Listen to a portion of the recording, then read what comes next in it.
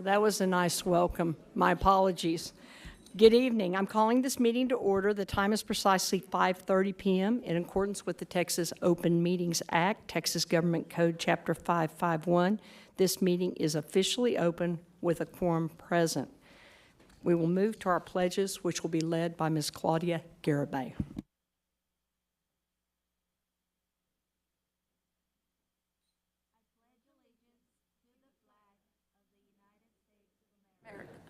And to the republic for which it stands, one nation, under God, with liberty and justice for all. I pledge allegiance to thee, Texas, one state, under God, one and indivisible. At this time, I'd ask that you remain standing. I'd like to hold a moment of silence. As you may already know, there was a school shooting this afternoon in Uvalde, Texas. 14 elementary school students and a teacher died. The shooter, a high school student, is also deceased. Others were critically wounded.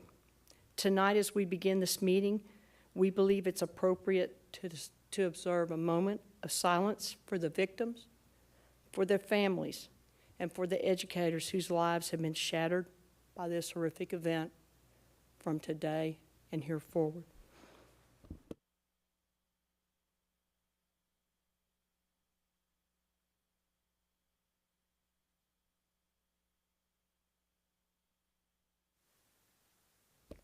Thank you.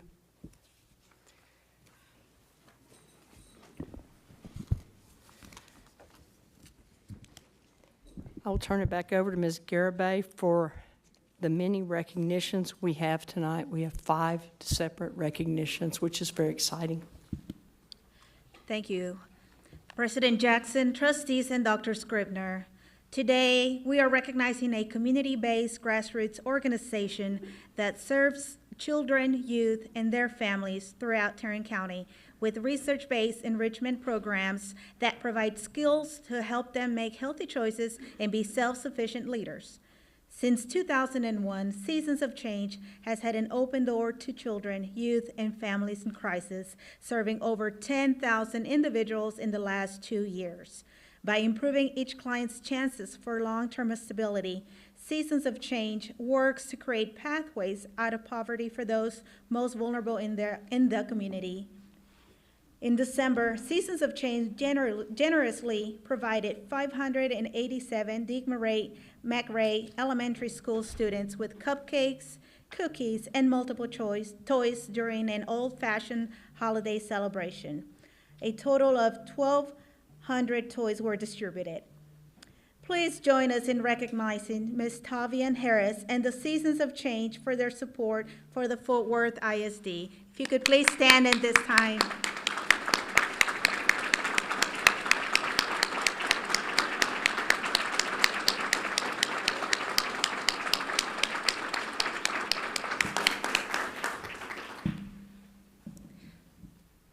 President Jackson, at this time, would you like to present the award?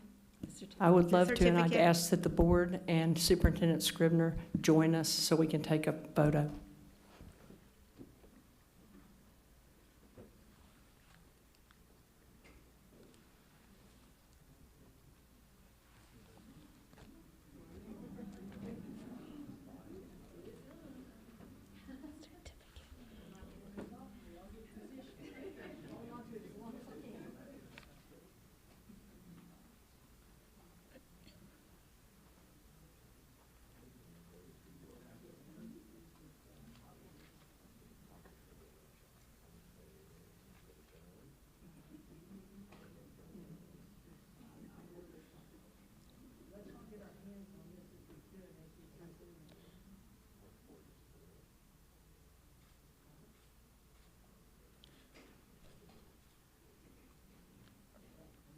Ms. Harris, please accept this certificate as a token of appreciation for all the support you provide, not only for the Fort Worth ISD, but all of Tarrant County. Thank you.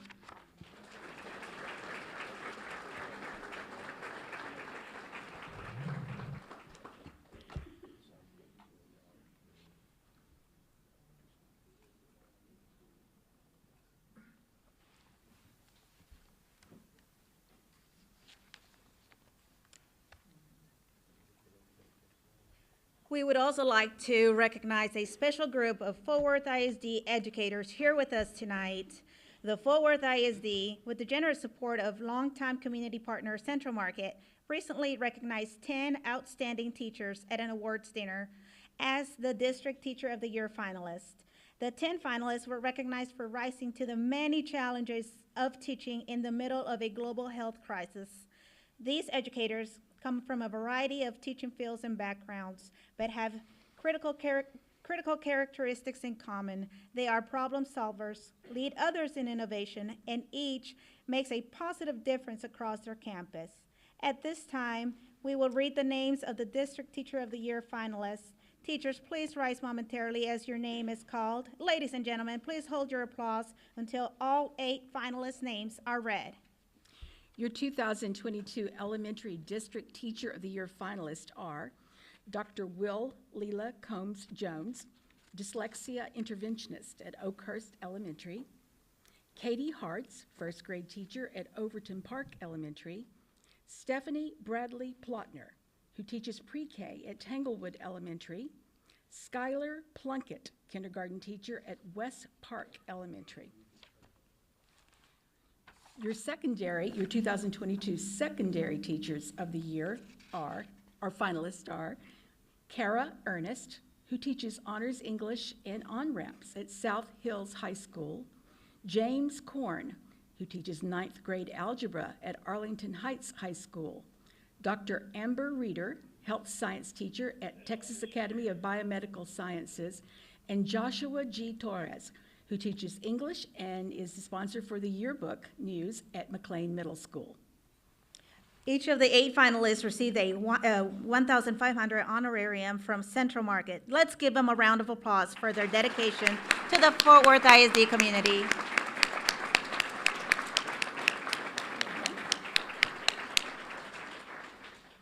We would also like to recognize the elementary and secondary winners of Teacher of the Year. Please join us in congratulating Lachelle Coven, librarian at Waverly Park Elementary School, and Marcus Brookins, who is the band director at O.D. Wyatt High School.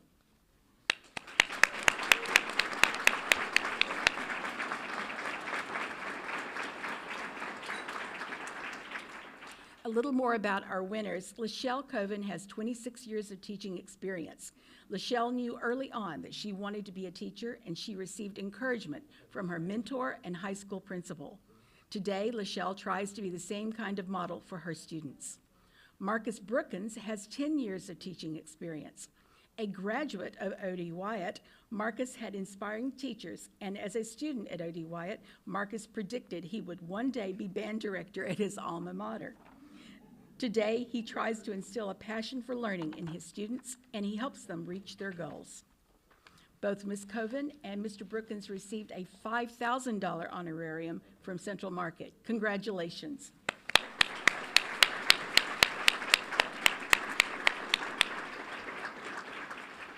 We would also like to recognize any principals present tonight for supporting these great teachers to excel. If you could please stand briefly or wave to be recognized.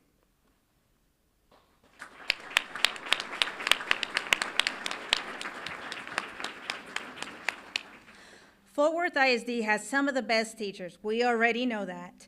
But did you know that we also have some of the best teachers in the state of Texas? This teacher, a 31-year-old educator in Fort Worth ISD, was recently named the Lifetime Achievement Secondary Teacher in the state of Texas in the HEB Excellence in Education Award Program. This award salutes teachers with more than 20 years of experience. Please join us in recognizing Mr. Leo Vaughns, Jr. of Kirkpatrick Middle School.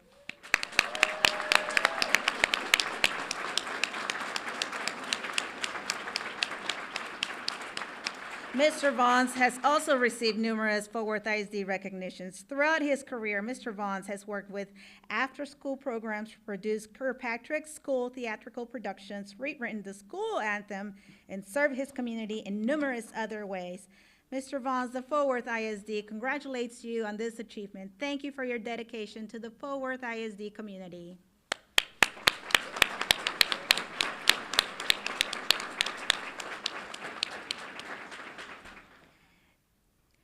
National Nurses Week is observed annually from May 6th through the 12th. May 11th was National School Nurse Day, an opportunity to acknowledge and thank school nurses for all they do to support the health and learning of students across the country. It was established to foster a better understanding of the role of school nurses in the educational setting. The theme for School Nurse Day 2022 is Bridging Healthcare and Education, which captures the spirit and impact of what school nurses do every day to support students' mental and physical health and academic readiness. During this time, we pause to acknowledge the significant contributions of all 129 Fort Worth ISD school nurses this year under the direction of recently retired former Director of Health Services, Alice Turner Jackson. The district held a drive-through celebration with cheers, music, and noisemakers honoring Fort Worth ISD nurses as they cruised their cars through the district administration building parking lot on May 11th.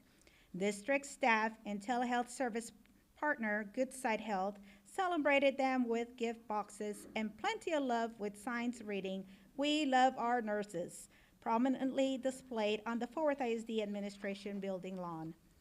School nurses have long been a critical health hub for students, but the role they have played in helping to safely reopen schools in the midst of a pandemic has been nothing short of extraordinary. Will the following school nurses, please rise momentarily or wave to be recognized. And joining us tonight is Linda Gleason from the Applied Learning Academy, Sharon Massoud from Binbrook Middle School, High School, Rihanna Robertson at East Hanley, Deborah Jackson from Northside High School, Kennedy Hayes from Daggett Elementary School, Margaret Nione from Wedgwood Middle School, Annette Robinson from Natha Howell Elementary School, Donna Johnson Mack from Hubbard Heights Elementary School, Michelle Harper from Sunrise McMillan Elementary School, and Erin Valberg from Como Montessori.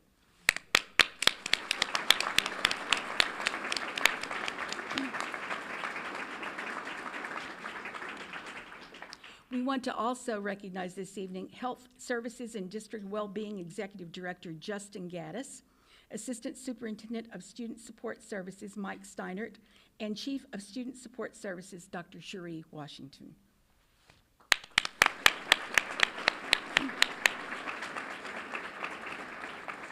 Continuing with recognitions, we have two of the best student athletes in the state with us tonight.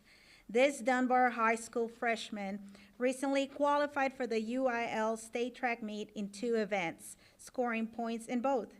She finished 3rd, winning a bronze medal in the 4A girls 100-meter hurdles. She finished 6th in the 4A girls jump.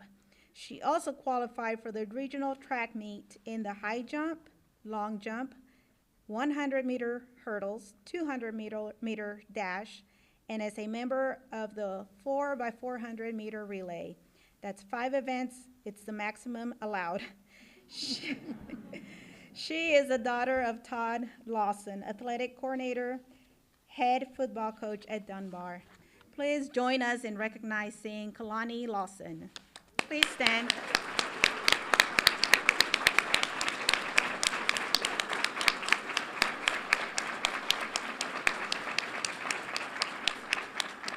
We would also like to recognize Kalani's Dunbar coach, Leah Matthews Gilliam. Please stand if you're here.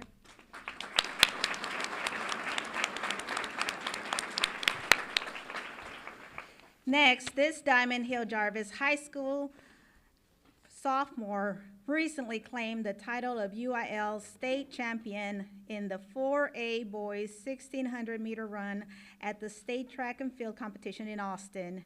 He won the school's first track state medal and the school's first track state gold medal and finished 2nd in the 4A boys 3,200-meter run. In November, he also placed 4th at the state cross-country meet. On May 16, the Diamond Hill Jarvis High School band, cheerleaders, and fellow students welcome him home with a well-deserved celebration.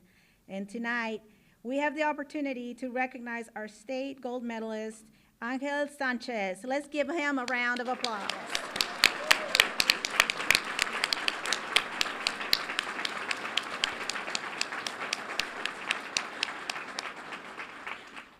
We would also like to recognize Angel's Diamond Hill Jarvis coaches, Ana Rios and Tim Gillespie.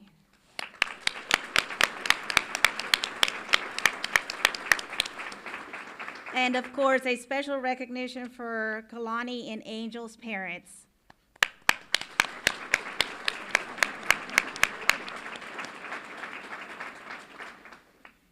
Our final recognition tonight involves a fantastic group of athletes that were individually nominated by their school coach to compete in the Special Olympics area competition in Burleson. They competed against athletes from all around the state and have advanced to the state competition in San Antonio. They each earned their letter jackets by competing in state games. At this time, we will read the names of the athletes. Athletes, please rise momentarily or wave as your name is called. Ladies and gentlemen, please hold your applause until all athlete names are read. Martin Vasquez from Diamond Hill Jarvis, who won gold in softball throw and the bronze in the 15-meter run. Sabion Shepard from Southwest High School. She won gold in the 100-meter run and silver in the long jump. Jennifer Bell from Southwest High School won gold in the 100-meter run and silver in the softball throw. Daniel Tinoco from South Hills High School won gold in the shot put and 5th in the 100-meter run. Jesus De Leon from South Hills High School won 5th place in the shot put. Robert Quevedo from Diamond Hill Jarvis won gold in softball throw and bronze in the 100-meter run. Alexander Montes from South Hills High School won 6th in the shot put. Let's recognize these fine athletes.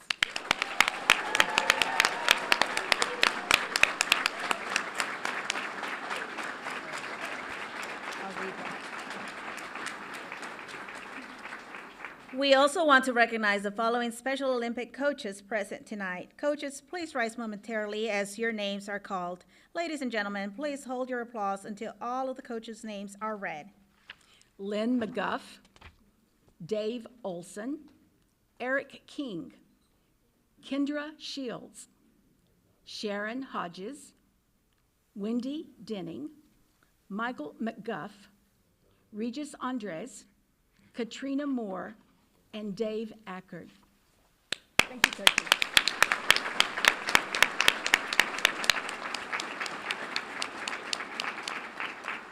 And of course, a special recognition to all the Special Olympic parents present tonight. Please stand to be recognized.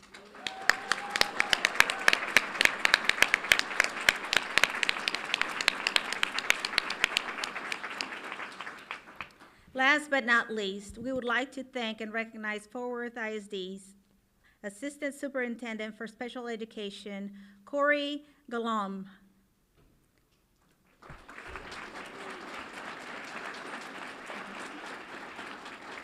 Athletic Department Executive Director, Todd Vesley.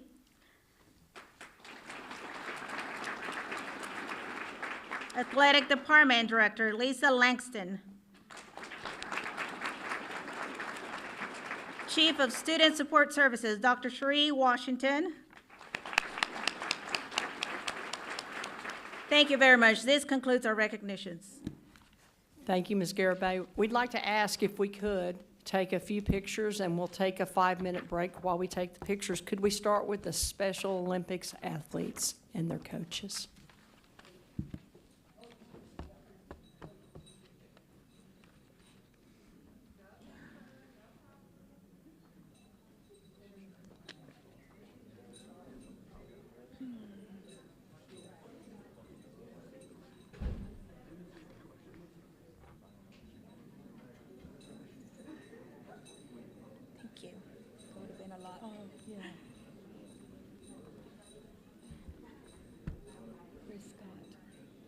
Right here.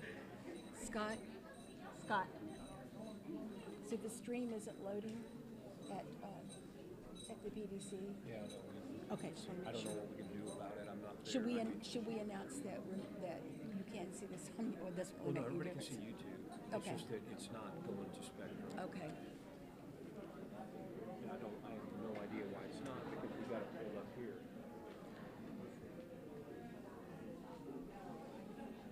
Apparently the screen is not working tonight. YouTube is very strong. I always recommend watching YouTube. With ISD Live YouTube channel. The quality is much better. I think. Exclamation point. It's an internet connectivity issue over there. Okay.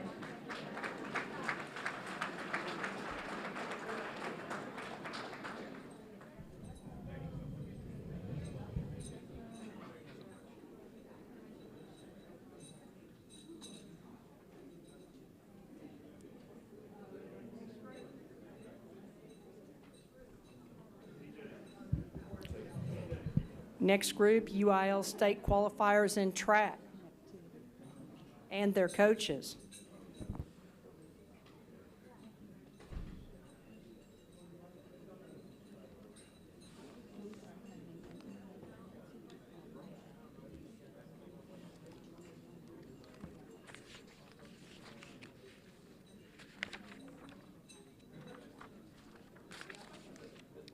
Is she doing a picture with the teachers of the year as well?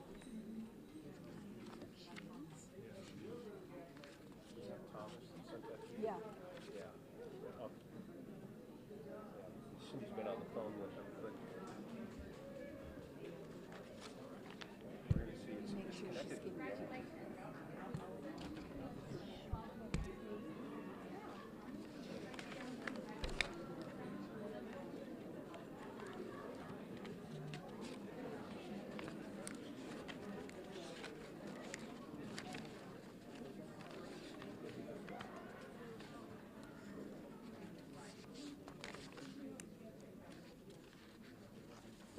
And any nurses that are still present, please come forward so we can get a picture with you.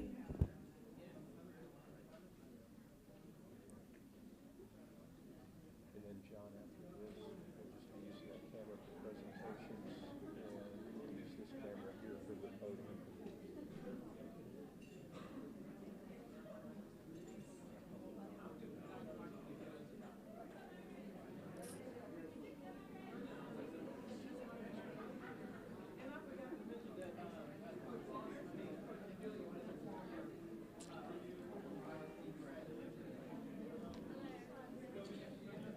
Hi, Barbara Grovis. Barbara Grovis said that she could hear you all, you talking to Scott. She's listening at home, so I just wanted you to be mindful of that. Let me tell them. David, can you kill the audio on this mic? David, can you kill the audio on this mic?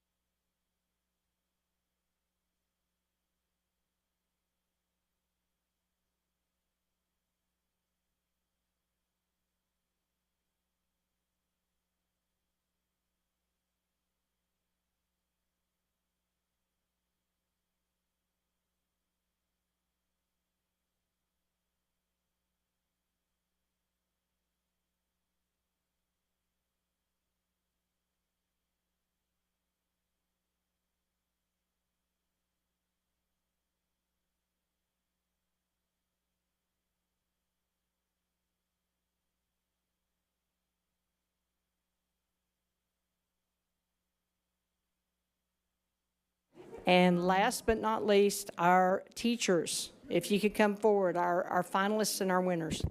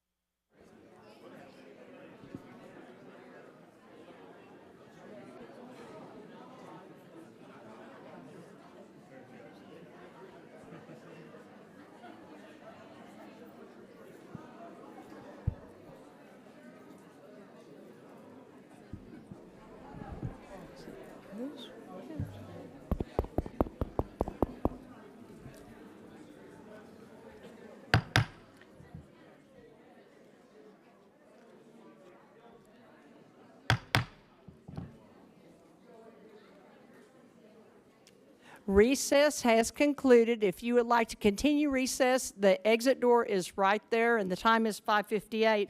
I'm going to thank Ms. Garibay for recognitions, thank each of you for being here tonight, and we will move to reports and presentations. The facility master planning update will be turned over to Dr. Scribner.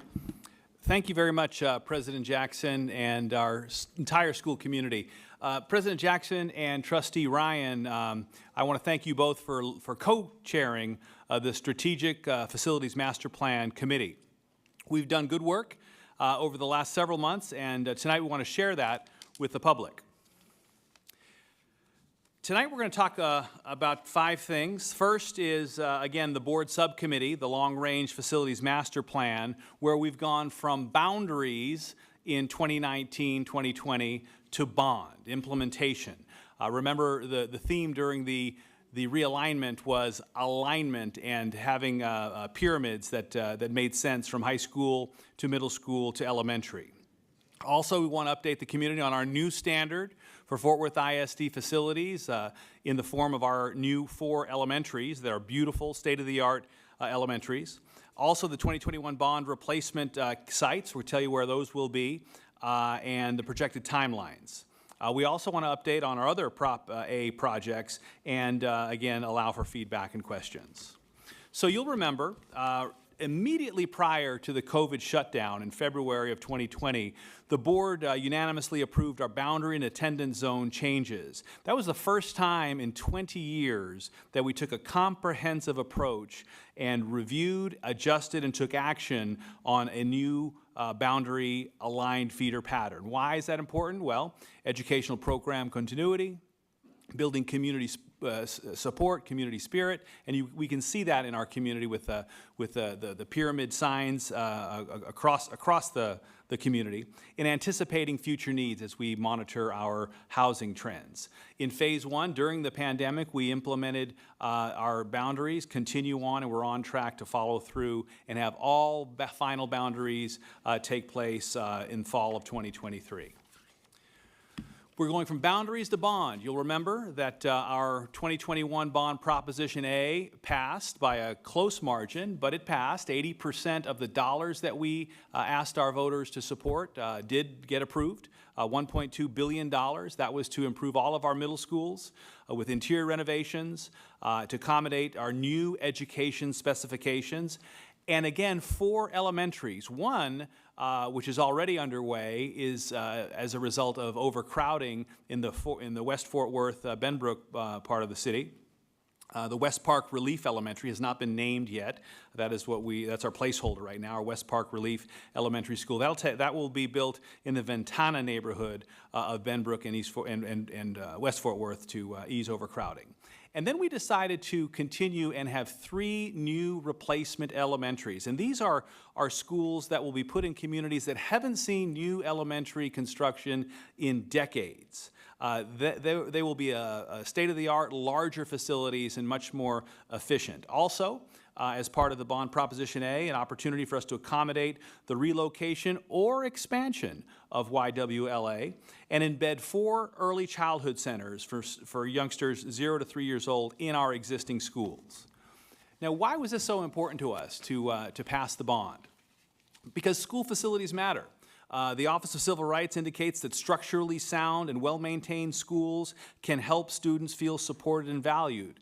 It's important that we have good curriculum and culturally responsible, standards-aligned curriculum, rigorous instruction that supports our students, safe and welcoming school environments, but also that our facilities are up to snuff, meeting the educational standards. Infrastructure, in fact, is equity.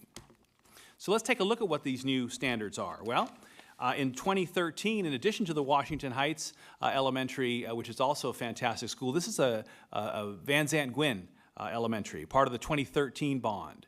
Beautiful school, brand new, and really, when you walk that school, you feel like you're almost on a college campus. It's really, really well maintained and well constructed with beautiful views and lots of natural light. The 2017 bond brought us Overton Park Elementary.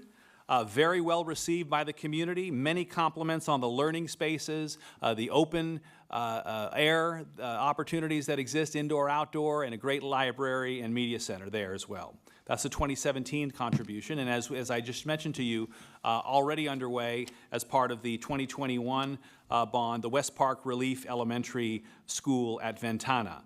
Beautiful build on kind of an incline on a hill. It's really going to be a fantastic architectural work there for our students in that community. So in addition to this new elementary, as I said, we'll do 3 brand new replacement elementaries in 3 communities: in Eastern Hills, in the South Hills Pyramid, and in the Dunbar Pyramid. How are we going to select, or how did we select these elementaries? Well, there's multiple criteria. Student population certainly is one. Housing trends, what we can expect in the coming years.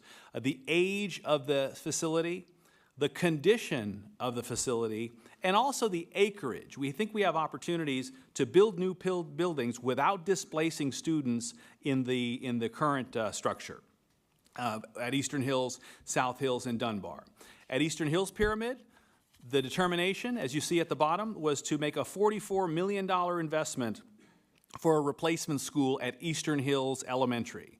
Again, looking at those criteria of acreage, of student enrollment, of housing trends, age, and condition of the facility. In addition to the 2 middle school updates there in Eastern Hills, you will see a $44 million investment as in the new elementary building there, and we believe there's enough acreage there that we're able to build a new building without displacing the students in Eastern Hills. Now, moving forward in the years to come, we'll have to work with the community to determine what will be the ripple effect of this. Will we have an opportunity to put another early childhood center in one of the neighboring elementaries? We'll have an opportunity to family resource center. What kinds of continued decentralization of our central office and putting staff and support staff out in the communities. Those are the kinds of decisions that this board and this administration, the new administration, will be making in the years to come. Let's take a look at that timeline. We had our period community meeting in April. Continuing to collect feedback. You'll have an opportunity at the end of this presentation to see the website for the Let's Talk app and share with us your questions or suggestions. We'll have a board action item coming up. And again, throughout the fall, many community update meetings, and these will happen in the community at the elementary schools. We already had our first community meeting at Eastern Hills High School. Now we get down into the elementaries and meet with parents and teachers and faculty and staff. And then we expect to have substantial completion of this project in 2026 with move-in date of summer 2026. Now let's take a look at South Hills. At South Hills, again, as a result of the criteria I mentioned, including acreage, the determination was to build the new elementary, the new state-of-the-art elementary on the campus of Worth Heights. And Worth Heights, again, will see a $44 million investment. This will also have an impact on neighboring elementary schools, and the same process will take place with community meetings, meeting with faculty, staff, parents to determine what will be the best use of the surrounding elementaries should those boundaries be updated and those students attend the larger, newer, state-of-the-art elementary. Same idea here. We did a pyramid committee meeting on April the 20th. We'll seek feedback ongoing, and again have community meetings to discuss the new boundary options, to discuss the repurpose planning for an elementary or two, and then identify a transition team to work with our families and our community and our faculty and our staff, and then begin to plan what the new elementary would look like. Substantial completion here would be in 27 and move in summer of 27. And then finally, Dunbar Pyramid. The Dunbar Pyramid, new elementary, $44 million investment there, would go on M.M. Walton Elementary School. The same process, meeting with our neighboring elementaries. We have a great opportunity here with a higher education partner who may want to engage. And I know Trustee Phillips has been part of those conversations. So we have a wonderful opportunity, especially with the new housing investment made by the city and other entities, to really kind of help transform this part of our district in Stop 6. This community meeting just happened last week in May, and I know we'll have an opportunity to do some follow-up Zoom with some of the community groups, thanks to Trustee Phillips. Community updates, school boundary options, planning for surrounding schools and the opportunity with our higher education partner, and again, looking for completion toward the end of 2026. The other Proposition A projects include, again, the lion's share of the investment will happen at our middle schools. We will begin this phasing plan this fall. Young Women's Leadership Academy, we've done a survey, a parent and student survey, want to get feedback there with regard to possible expansion of WLA, excuse me, and our early childhood centers. The first one will be will take place at the Morningside Elementary, and early learning start date there would be in fall of 2023. But as I said, there'll be an opportunity for several of these early childhood centers across our city. We're working with our partners in the early childhood community to determine the best place and the smartest investment there. So for feedback, questions, comments, or suggestions, feel free to go on our website, fwisd.org/bond, and contact us on any of these Eastern Hills, South Hills, or Dunbar area bond update. And with that, I'll turn it back over to you, President Jackson, if there are any questions, comments, or suggestions from our board. Thank you. Any questions from the board? Trustee Evans? Thank you for this report. For these pyramids, these new elementary schools, Eastern Hills is 4 years, South Hills is 5, Dunbar's 4.5. What's our projected completion for the entire bond? And does that project completion include the payout part or the purchase part of the bond? I mean, I would say too, and maybe Vicki or Karen can help with this as well. Our last bond, 2017, was very successful and quite efficient. And again, that was one of the silver linings to the COVID shutdown, that construction workers were deemed essential workers, and they continued on without students in the building. So they were able to really shorten the length of a 6-year bond originally down to almost a 4.5, and possibly a 5-year bond. I think this one we're not going to be able to move that quickly, and there are some other concerns. I see Carmen, our CFO, also coming to the table with regard to making sure that we're investing and calling for these bonds at the right time. I'll turn it over to you all. Karen? Yes, of course. Carmen Arieta Candelaria, CFO for the district. So we are working very closely with our Vicki Burns and also Presidio to evaluate the cash flow for the bond so that we align the bond issuances with the progress of the bond program. And so right now we're anticipating that we're going to issue about $150 million as our first tranche in August, and then gauge that against what the progress is on the bond.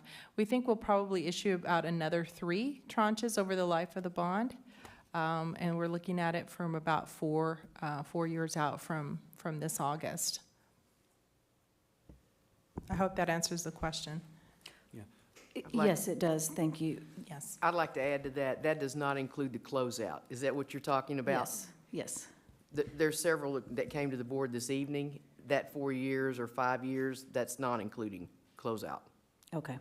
So what is the projected total length or life of this bond, including closeout? I would say 7 years. Thank you. Thank you. Trustee Dar?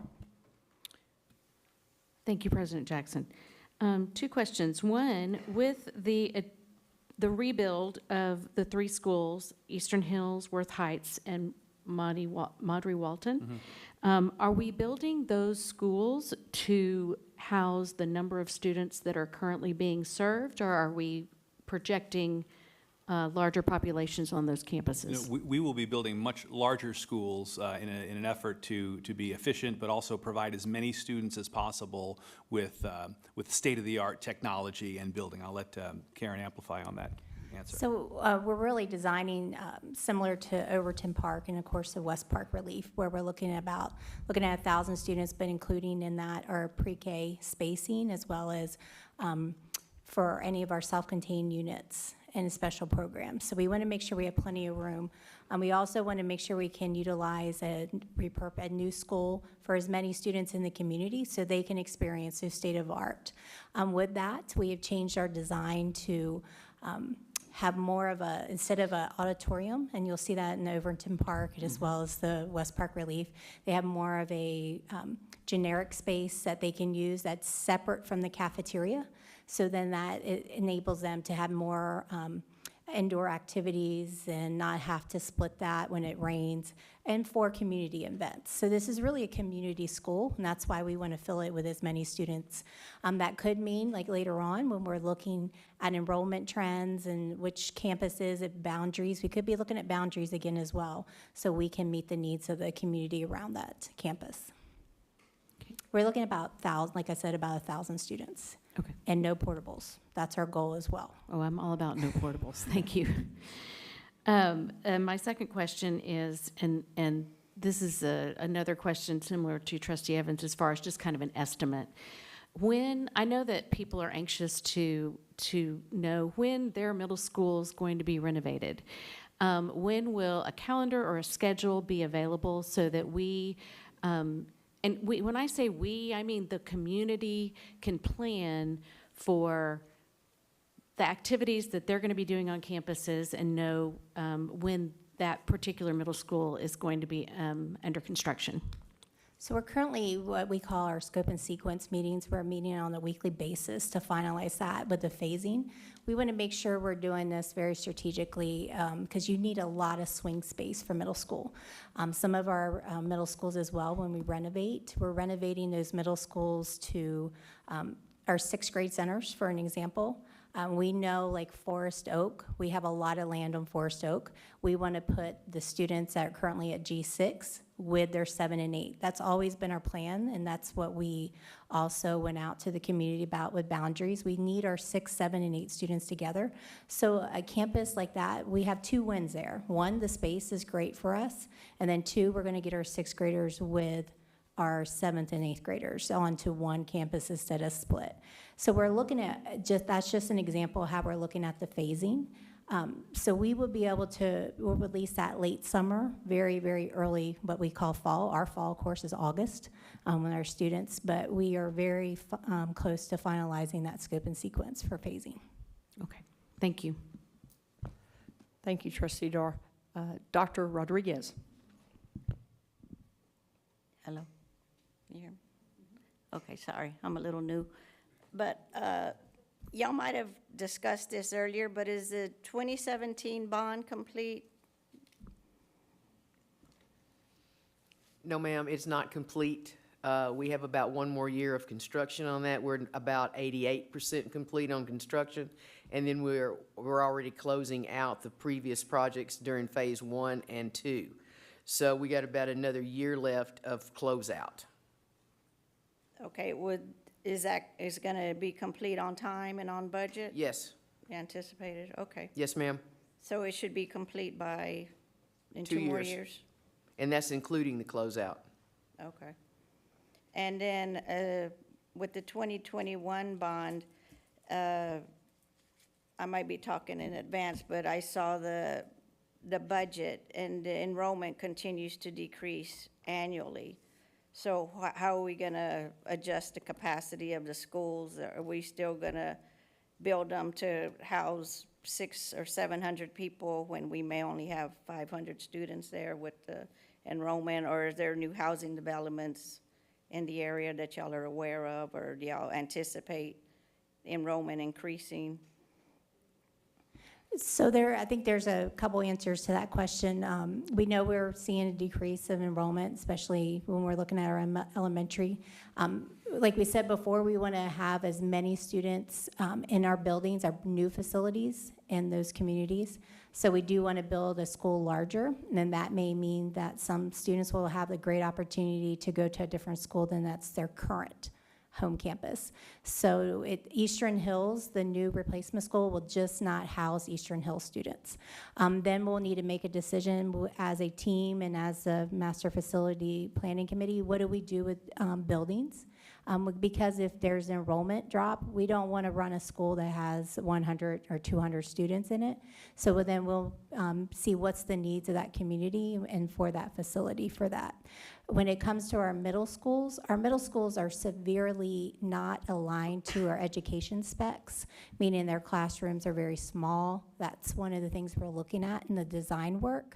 So regardless of their enrollment, it's really building out what the needs are for a current middle school student, and they need more space. We also need room for science labs and some of our CTE programs, as well as competition gym space.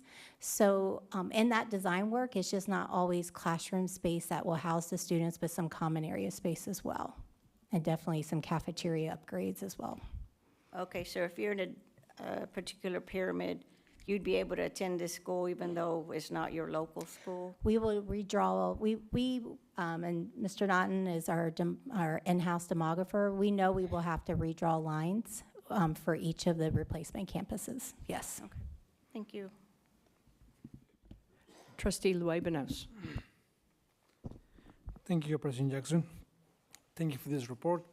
Why WLA? Are we looking to move out of the building and go somewhere else? Or are we looking to expand it within that building so they can have that close relationship to the downtown business? So we actually we're in the mode, Dr. Sines, who oversees YWLA, we're designing a survey that we want our parents and our students to give us feedback on. You know, there's a debate around facilities, but then also, like you're sharing, the proximity of being downtown. We do have an issue, of course, that being downtown, that facility, they do not have access to a competition gym, sports and some other different facilities that a traditional campus has. And that always leads into, of course, a Title IX discussion. But it's a school of choice. So we have choices and options with that. But we want to get the feedback from the parents and the students before we make a decision. And then we also have been looking at their wait list. And we currently sit around, and David, correct me if I'm wrong, around 600 who apply.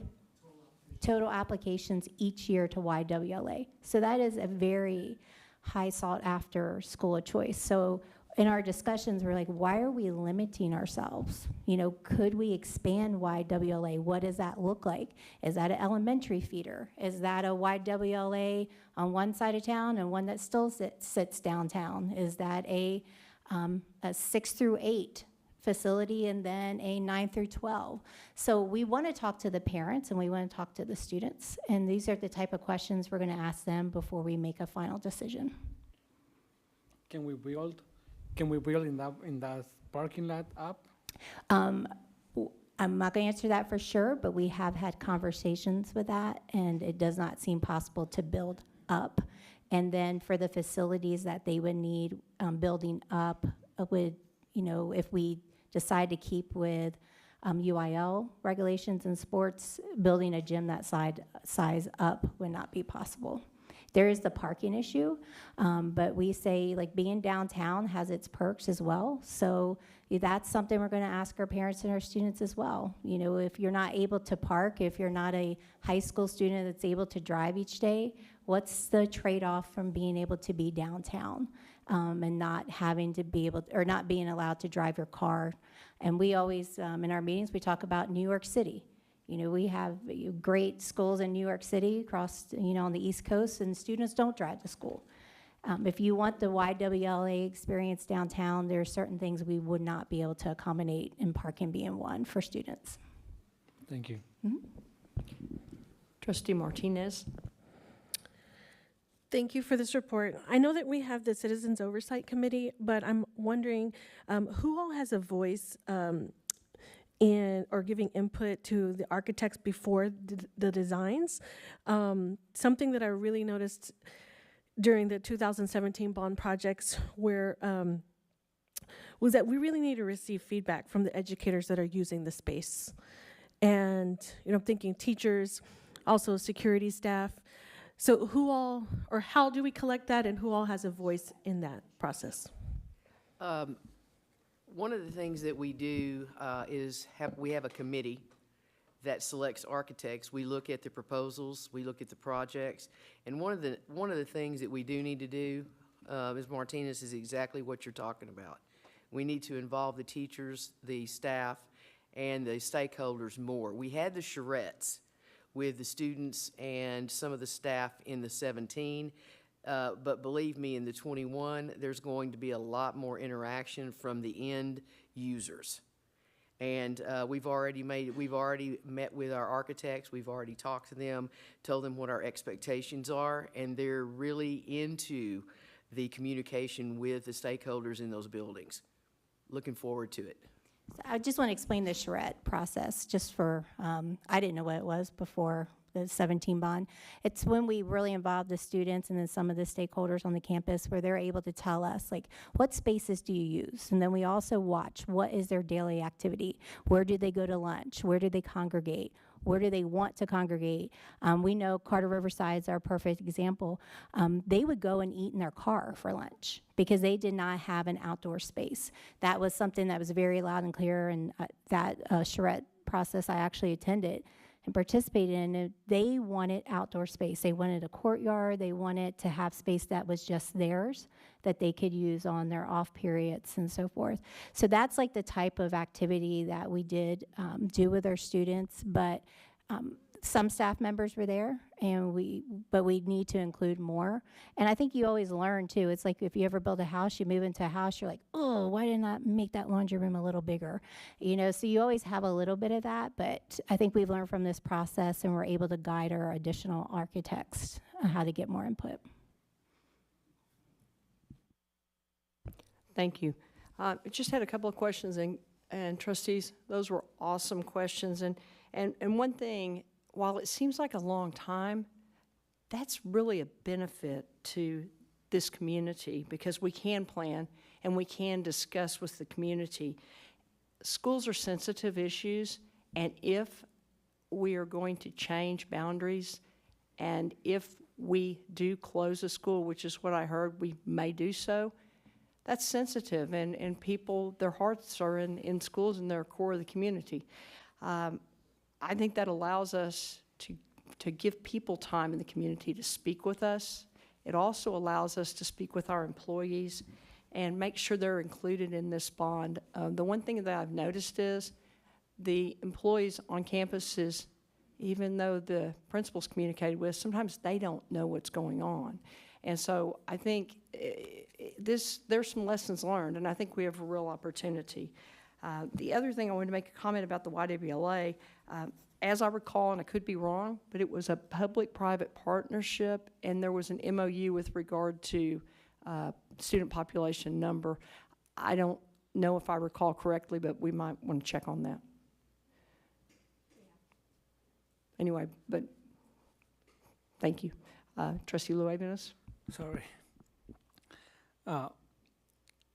With Martina's question, can we involve safety and security on the review of the design with the new schools? I don't know how deeply we are in that. We've started, they've already been part of our meetings. We are going to increase that. Of course, one of the goals is, as you've seen in our high schools that have been renovated, is having that secure vestibule. That is definitely going to be part of our middle schools as well as our new elementaries. But we have learned also that we want that open space and that open feel, which means a lot of glass sometimes, but now we're looking back and saying maybe that's not the best decision.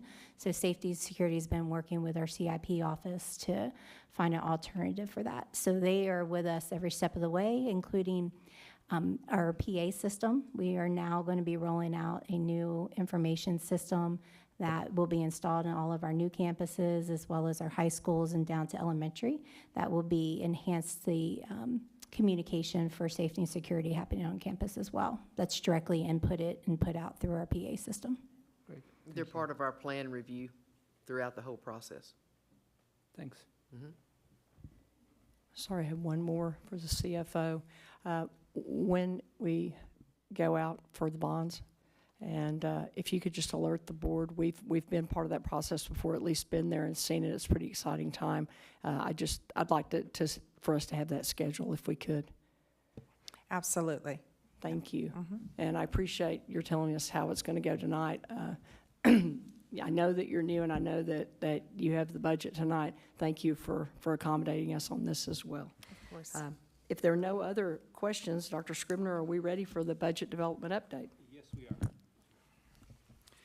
And with that, maybe we could reload the screen, and I will turn it over to our Chief Financial Officer, Carmen Candelaria, who will take us through the 2022-23 budget development update.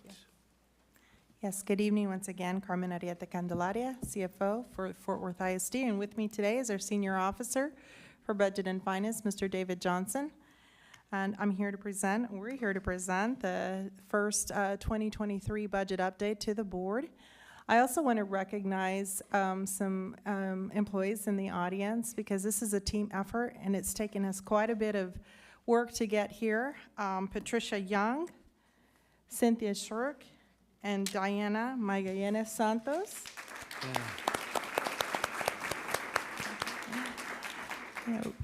We certainly couldn't do it without them on our budget team, so I want to acknowledge them. And I also want to acknowledge all of the leadership and everyone that's involved in the budget development process. This has been a very interesting process, certainly for me being new, and this is my first budget. It has been a learning process, but I feel that we have a good product, a first look for the board, and I'll be talking about bringing that back for a final adoption on June 28th. But I think it's been a really good process. But some of the topics that we're going to be discussing today this is the budget workshop, as I indicated. We've got some projections of how we're going to end the year for 21-22 on our general fund. We also are going to present the preliminary budgets for the for the funds that you're required to adopt: the general fund, the debt service, and the food service. We have an update on the compensation study that we'll provide. We're also going to talk about, this is a first requirement, it's a required discussion of current year values. And then we also are going to give you some requirements for publication of the board meeting, the time, the date, location, and give you some next steps, the publication of what required legal notices, and also the budget adoption. So first is our projected general fund balance for 21-22. As just to give you a little bit of a refresher on the budget that that the district adopted in 21-22. We adopted a budget of $804,989,000 in revenues and $865,477,000 in expenditures. We had some other sources of $9.5 million, and we were projecting or passed a budget of negative $50,988,000. And that impacted the beginning fund balance of $281 million. That was unrestricted, and the restricted fund balance of $52,110,000. So total estimated ending fund balance of $229,288,000, which represents 97 days, which is above the GFOA requirement, or a recommendation, not requirement. That's the Government Finance Officers Association recommendation that you all may be familiar with, of 90 days.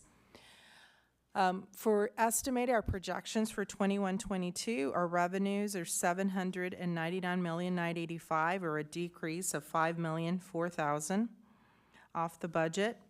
Total expenditures is estimated at $742,386,000, or $123 million decrease off of that, and I'll talk a little bit about where we're at there. And our total sources year-to-date, estimated is $447,000. So the total net change in the fund balance that we're projecting as of this time is a positive $58,046,804. If you add that to the fund balance, the estimated unrestricted fund balance is $288,023,023, representing 142 days. So I put there on the note that our carryover expenditures, primarily in technology, will probably necessitate a budget amendment exceeding $50 million in 22-23. So we'll be coming back in August once we have preliminary numbers to carry over those expenditures that we cannot, for whatever. There's issues with supply chain and other issues that we just can't get these orders to be delivered before June 30th. So we'll require a budget amendment that will come forward that will be substantial. Additionally, I just wanted to point out that also in 21-22, we used ESSER 2 funds to pay for expenditures budgeted in the general fund, and that was approximately $28.5 million. We're taking advantage of some of those ESSER funds that are available in order to be able to reduce the general fund expenditures. Okay, some of the key assumptions that we made for 22-23 in our general fund budget, we made revenue assumptions and expenditure assumptions. I think some of you in the prior presentation alluded to the declining enrollment projections, and we'll go through those so that you'll have some more information as to what we're looking at as far as enrollment projections for next year. We also have some assessed valuation and tax rate considerations that we'll go over and have been built into this budget. In the 22-23 general fund expenditure side, we built in a 4% midpoint pay increase for staff and for teachers. And so as you know, we're in the middle of going through a TASB compensation study, but we have built in that as the base of 4% midpoint. Some additional increases may materialize as a result of the study, but we're still in that process.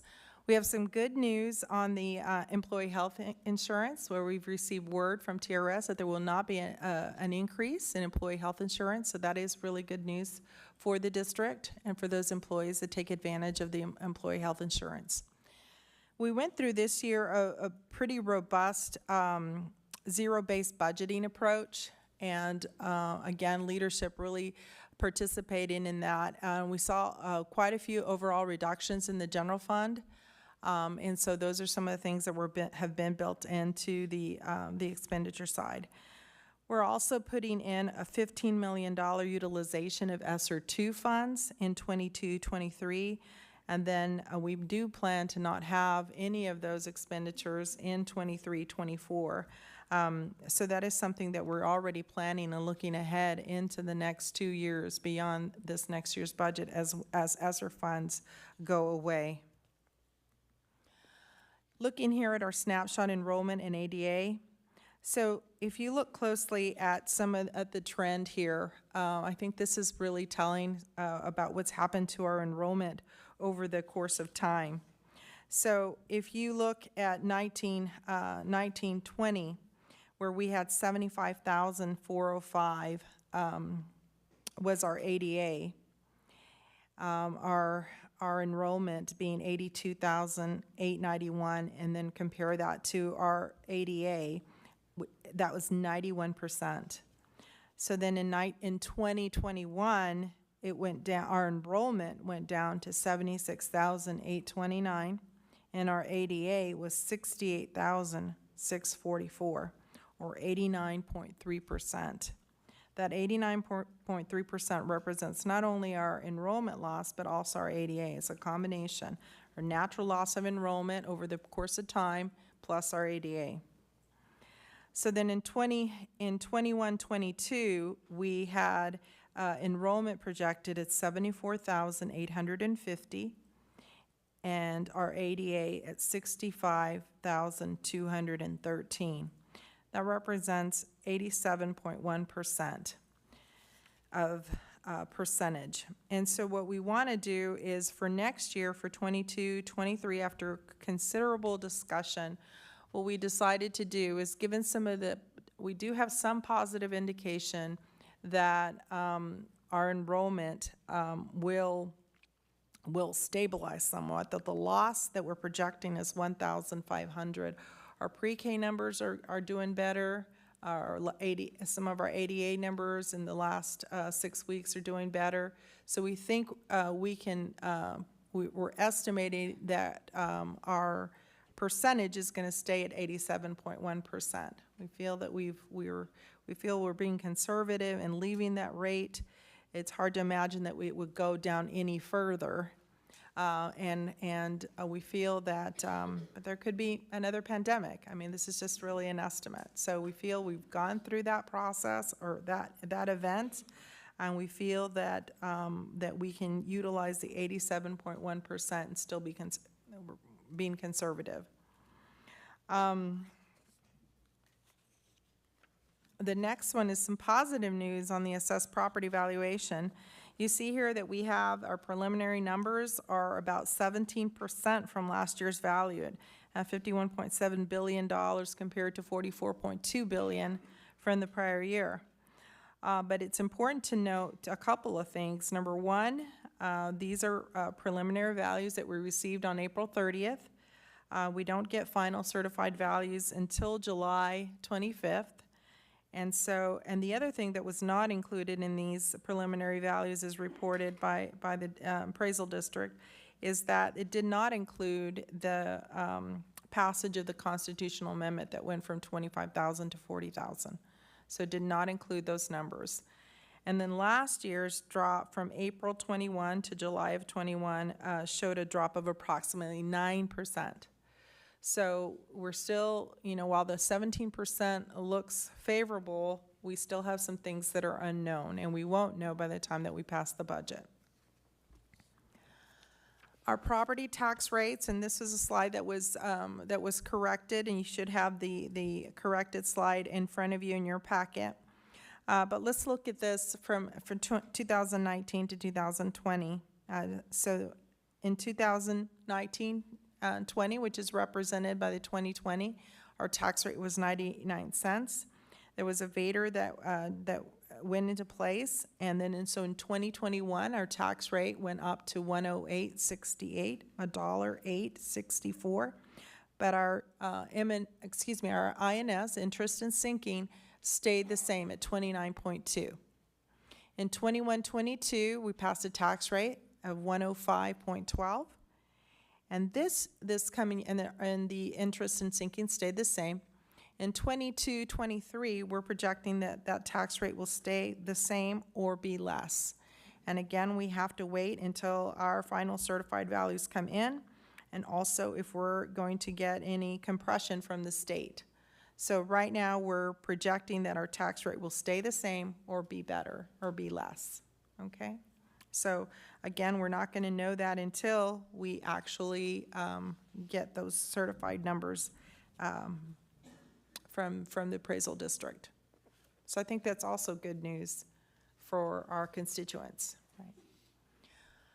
Right? This is a required first, and this is a first requirement, and this is just to inform the board that the state funding changed to current year property values. Prior to House Bill 3, if you will recall, the state used prior year taxable property values in the funding formula. That annual property value growth would generate more revenues than the prior year values provided and had been referred to as the lag revenue. But when House Bill 3 was implemented, the use of the current year value, current year taxable values was implemented, and this eliminated that gain associated with the gross in the taxable values. Taking a little bit deeper dive into the general fund revenue that I indicated, I want to kind of go based on the information that I just provided you with regards to enrollment and the ADA. This is a little bit closer look at the revenues and some of the key things that are listed on here. So we presented actual 2020 revenue, actual 2021 revenues, the budget, the amounts that's projected. And then for preliminary 2023, we're looking at a $23,853,000 loss in raw revenue. And that is really because of that loss of enrollment in ADA. If you look at the actual ADA, it went from 2020, it was 75,403 to 68,644. And then projected is 65,213. The budget was built on that 69,000. So what we're estimating for 2023 is 63,764. But we did get two important things. The hold harmless in ADA, we received $41,729,199. That's that third line down, state HH. So the state looked at our numbers and increased our actual ADA and gave us hold harmless ADA of $73,849. I think that's the easiest way to say that. In this year, 21-22, we also had some hold harmless that was provided through the state of $66,743. So in this year, the hold harmless was only to address the loss of the attendance rate, which was different than the two previous fiscal cycles that provided for losses in enrollment and for losses in the attendance rate. And again, ESSER monies was used from the state to provide that. In this year, we received, or we will receive, $11,391,000 to help in our budget. So that's just some of a little bit deeper dive, a little bit deeper look at the revenue and some of the things that we've received from the state that have helped us to bridge the gap in the revenue side for this year. There's also some money, additional funding that we received from the federal side. You see that $40,386,000. That was an additional money that we received from ESSER as well through the general fund. This is our general fund expenditures.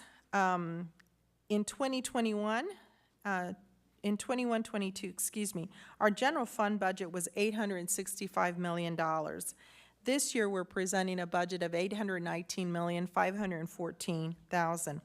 Our campus-based expenditures are $605,790,000, and our departmental budgets are $213,723. So 74% of our budget is campus-based compared to 26% that's budgeted in departments. This $819 million represents, as compared to the $865 million, represents a drop of 5.31%. And again, it's important to know that included in this budget, there's approximately $15 million that's going to be supplanted from ESSER 2 funding that would have normally been budgeted in this fund. So we're going to have to do some additional work in the coming year in order to be able to get us to a balanced budget. Additionally, we're going to look to the legislature to try to see if we are going to get an increase in the basic allotment, which would certainly help us get to that point at some point in the future. Because I think there's still a lot more work that needs to be done with regards to the expenditure side. One of the largest components of our budget is, of course, our compensation. Right now, our compensation is, our current pay is about $659 million, and that includes fringe. With the proposed 4%, we're estimating that cost to be $685,752,000, an increase of $26.1 million. There you see the number of employees that we have in each particular category. Right now, we're proposing a starting teacher pay at $60,000, and the salary schedule will be built from that standpoint. We are still pending the final recommendation from talent management, the outcome from that TASB compensation study.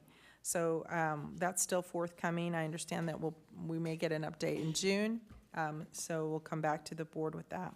I want to just talk a little bit about how we calculate their compensation increase, just to familiarize the board and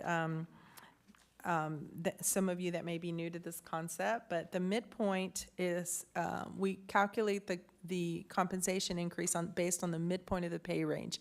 That means everyone in those individuals in the same pay grade will get the same dollar amount. It keeps the integrity of the salary schedule. All employees within that pay grade would grow at an equal pace. And it increases, and these increases ensure that employees who are below the minimum receive a marginally higher amount, which causes employees to move up within the pay grade. So the midpoint is considered the value of the job. And so what we're trying to do is bring those people that are below the midpoint closer to the midpoint, and basically the people that are above the midpoint to stay closer to the midpoint, okay? So that's the midpoint, that you have a midpoint, maximum model that you have adopted, and that is how the midpoint works. is that the midpoint is the value of the job, and therefore we base the compensation percentage based on the value on that midpoint. And that's how we calculate it. Okay? The compensation, again, the district hired the Texas Association of School Board, TASB, in order to do this study, and this process has been managed by talent management, and we're going through the process and evaluating those opportunities that we have in order to, once we get the final information. I've gone through the process myself as a chief, and I can tell you that it's a really good process. We have very good people on the TASB side that understands some of the concerns that we have with regards to our compensation. Also, not just looking at the salary schedules, but also looking at stipends. And so I think it's a really important work to be able to lay that foundation as we move forward into the future and develop our compensation. So just in summary, so that you all get a total picture of the general fund, once again, our total estimated revenues is $779,132,132, and our estimated appropriations is the $819,514,450. So our estimated decrease in our fund balance is a negative $40,382,000. Again, if you look at our fund balance, beginning fund balance of $281,399,000, that will decrease our ending to our fund balance of $241,017,520. That still leaves us at 107 days of fund balance, which is a good fund balance, and I think will help us certainly into the next 2 years as we continue to work with our budget, and also with the fact that our ESSER funds are going to be depleted in the next 2 years. So I think it just gives us a good financial position, also allows us some ability to carry over those expenditures that we have in the technology department and other departments as we move forward to carry those in the next couple of months. Looking at just our debt service fund, we have estimated revenues, it's $149 million. And our debt service expenditures are $120 million. With excess revenue calculated currently at $28.9 million. So we estimate we'll end up the fund balance at $87,225,000. Talked a little bit about the fund, about the tax rate. We anticipate that we'll leave the tax rate at 29.2. We are going to be bringing a $150 million debt issuance to the board, which will increase these numbers if we have a payment in the following year. And so we do plan to bring that back to the board probably in July and August. And we're working with our financial advisors closely to determine what that is going to be. But I think we've firmed up at least the amount of money that we need to issue. And again, what we do is we align it with our capital program to ensure we're only issuing what we need within the program. Our food service budget, this is was created in collaboration with our food service partners, our food service vendor, Aramark, and our TDA approved contract, and that began on July 1st, 2020. So we have an estimated revenue here of $45,237,000 and the same amount of expenditures of $45,237,000. And so there's no anticipated change in the fund balance. Our revenues equal our expenditures. Our budget adoption timeline, we are required to adopt the budget before July 1st, 2022. And so we have a meeting that's scheduled, it's your regularly scheduled board meeting of June 28th. We do have to provide notice of that proposed budget adoption. They have to be published in the newspaper, and we need to do that no later than 10 days prior, which is June 18th, and no earlier than 30 days prior. We have some key dates coming up. We do have a June 14th board workshop that we'll utilize to present more information to the board as necessary, as needed, as what comes out of this budget session. We also have scheduled some mini sessions with all of you to get you a more deeper dive if you have any additional questions. We're scheduling those between May 25th and June 28th. We also have a DAC meeting tomorrow that we'll be presenting, and I think we were in the process of scheduling the DIRC meeting That's to be determined. And then, of course, we'll adopt the budget on June 28th. So with that, I know that was a very lengthy presentation, and thank you so much for the opportunity to present all that information. It was quite a bit. That was excellent. We have a few questions. Trustee Dar. Thank you, President Jackson. The TASB compensation study, when are we expecting those results? I think we have a preliminary in June is what we were scheduled. So those results have the potential to directly affect this 2022-23 school, the school year budget? Yes, ma'am. Okay. And is the compensation study being done across the district? Is there a focus on teachers, or it takes a lot of different people to make a school district work. And so you have your teachers, you have your librarians, you have your nurses, you have your bus drivers, are we looking at compensation across the board or just at pockets of the employees? I'm going to let Dr. Pena address that question. I wanted to make sure he got his steps in today. He did. Yeah.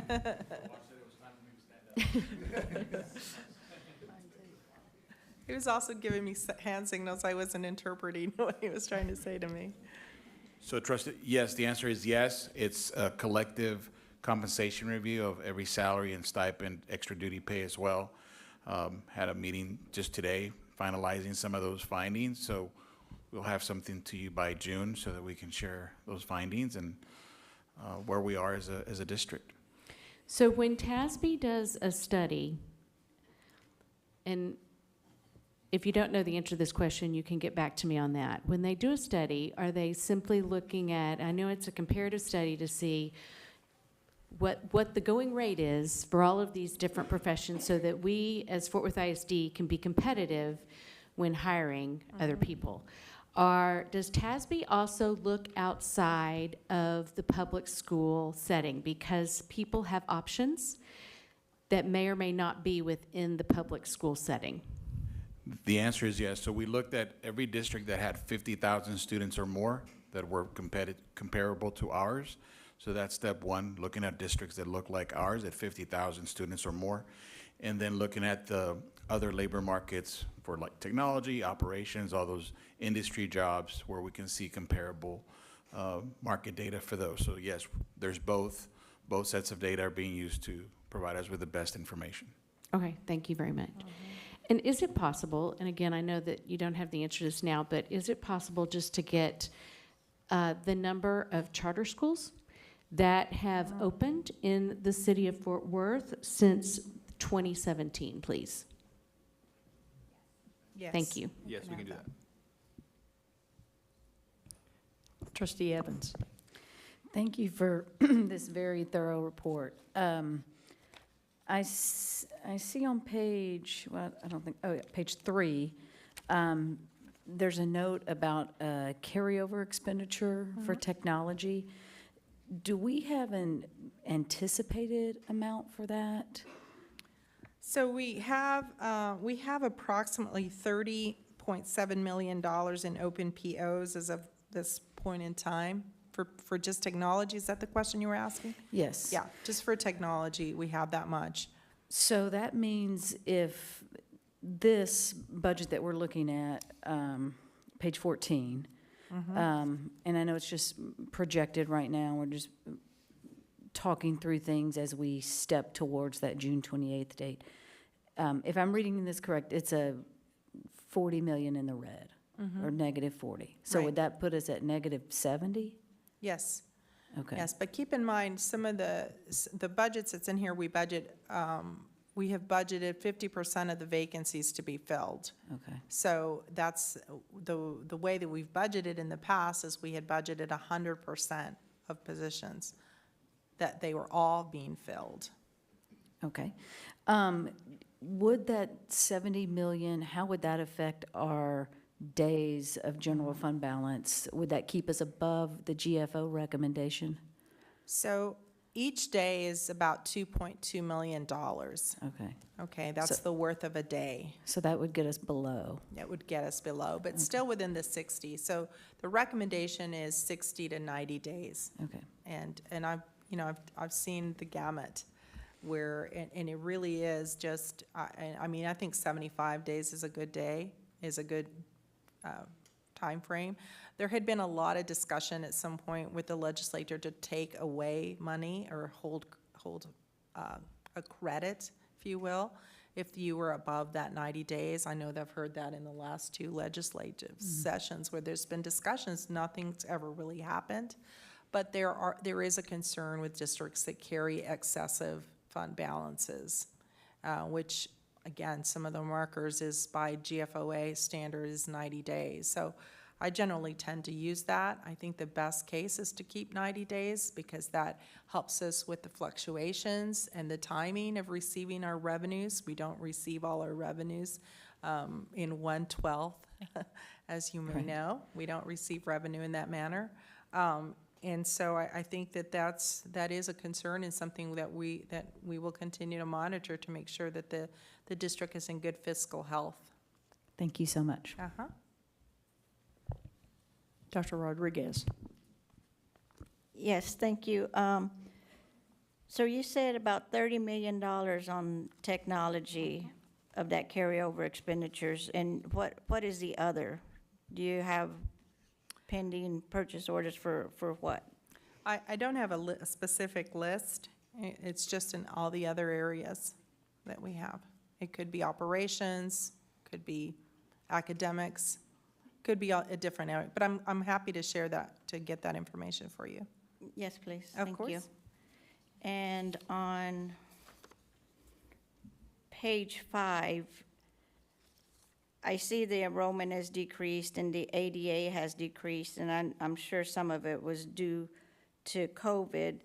But at the decreasing enrollment and with the ADA, the school district is reimbursed from the ADA, correct? Yes, we're funded based on ADA. That is correct. So at 87%, our enrollment wouldn't be 72,000. It would be a lot less because we're getting paid on only 87% of who comes in every day, every student. Correct. So how much would the enrollment be with that 87% ADA? I think isn't it that 70? It'd be 72,891 that we're projecting in 2023, and you multiply that by 87.1%, would be the 63,724. Okay. And the 87%, is that like some students who are no longer in school, are they still Yes. kept on the rolls? That is exactly that number. That 87.1 includes that declining loss of enrollment and the ADA. So it's a combination. So we've already adjusted that number for the ADA at 87%. Yes, ma'am. Okay. And as far as the pay raise, so does that make us competitive with the local school districts? So one of the things that we'll look at is also, we're going to be looking at not just statewide and also looking at our peer districts, but also the market. So we're going to be looking at the Fort Worth market and the surrounding school district, whether or not they're small or otherwise, we do look at that. Is that correct? And Dr. Rodriguez, just the preliminary ranking, we're somewhere in the area, we're number 5 currently, so we keep up with that projected recommendation of a 4% potentially. That would put us aligned with some of the other school districts in the area. So we're in the that middle of- competitive. We're pretty much in the middle. Well, we're a little bit higher than the middle. We're closer to the top. So Okay. we're more competitive than most districts around us, being that we're ranked about number 5 right now in the area. Okay, great. And my final question for now is, how much of the ESSER funds have we received to date? Do you have a number on that? We'll get back with you on that. I don't have that. I can send that out. So we have, I would tell you, but I don't want to be incorrect. Okay, and am I correct that the ESSER funds will go away after 2024? That is correct. And So, however, there is word that we may get extended another year. So there is some discussion out there that it will extend another year beyond into 24, 25. But right now, that's not the official word. Okay, and do we have to spend it all, or it goes away? Yes. So we have to spend whatever we're allotted? Okay, and I'm sorry, I have one more question. I see the enrollment going down, but the teachers, has that decreased any of the staffing? Because with low enrollment, you would think the staffing would decrease. There has been some decrease. I've seen just my recollection of the PEMS data. We are seeing some decrease in the staffing. Okay, and can I get something like that? Because it course. needs to decrease in association with the student decrease, because we shouldn't have the same number of teachers if we have less students or support staff.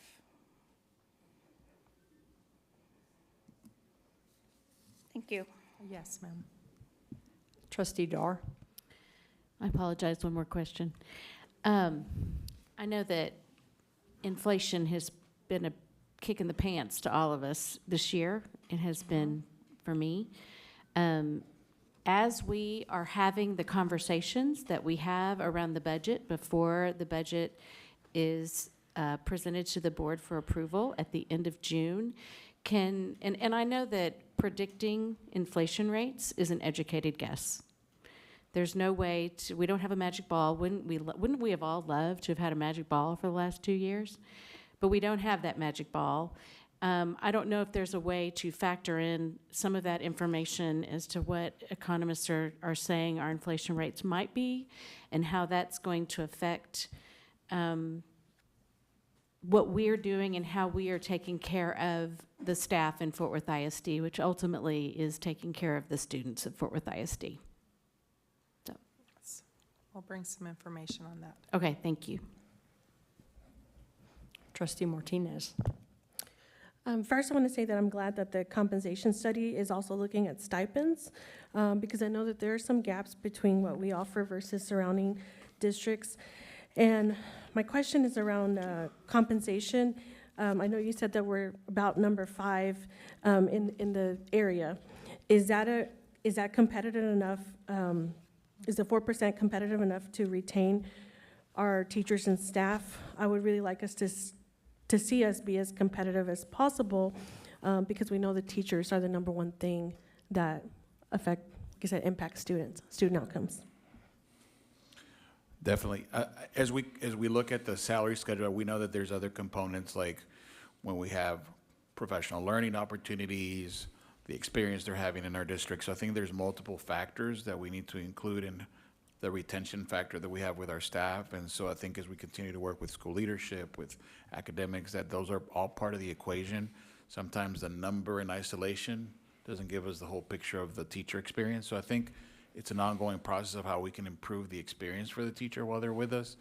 But certainly based on the current analysis, it looks like we're in track to meet those projections. Some of our school districts are looking around the same number. So if we keep in that 4% area, I think we're going to be very healthy and competitive with the other districts, especially in the DFW Metroplex. Great. And let's not forget, we also have the teacher incentive allotment, which compensates teachers for student performance. So there's multiple measures that we're going to be utilizing to compensate teachers, not just from the salary schedule perspective, but now with TIA, the teacher incentive allotment, through a more intentional way of positively impacting student outcomes and connecting that to performance pay. And then how does our overall general fund budget align with our district goals? How much of that is considered, and how does it align? So one of the things that we did is when we went through the zero-based budgeting approach, we also had we also provided the district priorities and strategies that we've been working on.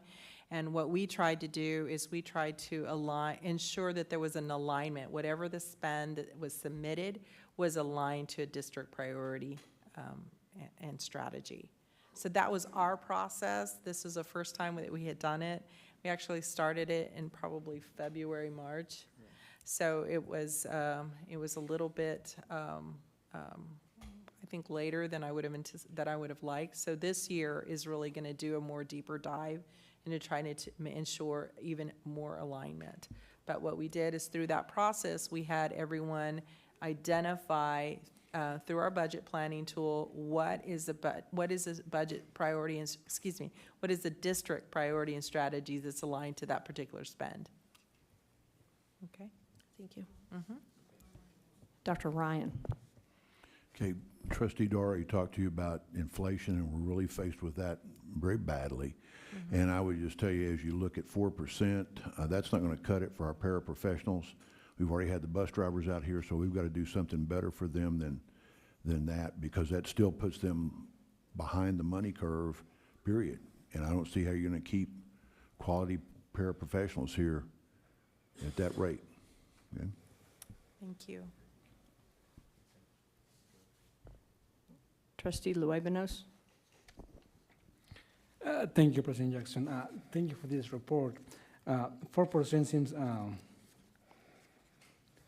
low, a higher number, but how we look at how much money are we getting from the $51 billion of assets of a TAD, and then taking away the 40,000 that was approved by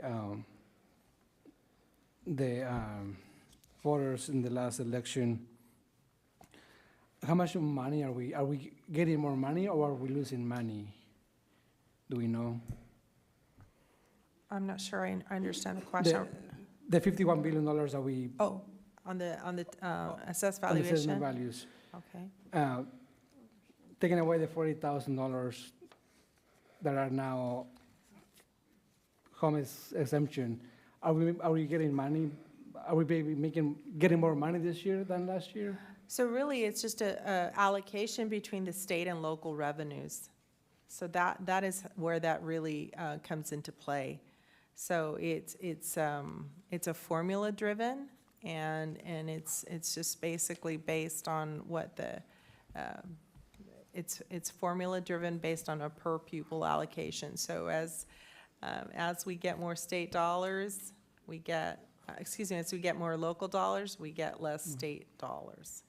I think the real value of the growth is on the INS side, because that is not impacted. Yeah. The state refers to that as the hold harmless. So given the change, it all goes back to the formula. So what Ms. Candelaria was saying is, even though we have assessed valuation and we also had the $25,000 or they had the $15,000 increase, it is non-impactful from an M&O standpoint, because the state still holds you to the formula and the tax collections. So really no impact on the M&O from that increase on the increased homestead exemption. Thanks. Trustee Martinez. Okay, thank you. Couple quick questions, starting on page 3. Looking at the 17% decrease in total expenditures, what were the drivers? And let's just clarify for the board and the public, ESSER, even if we excluded those ESSER dollars, did we tighten things up around here to drop expenditures by 17%?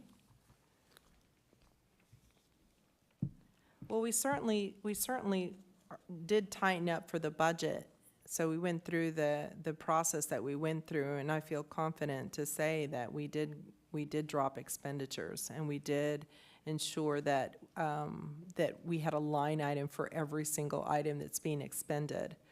Some of them were done on a historical basis, but the majority of them were really looked at to make sure that is something that's aligned with our priorities and also aligned with what we actually plan to spend. Thank you. A double-digit drop like that, that's rare. So thank you for that. Okay, on page 5, you were talking with multiple trustees about ADA. I don't want to call out campuses because there are different reasons that students aren't in school.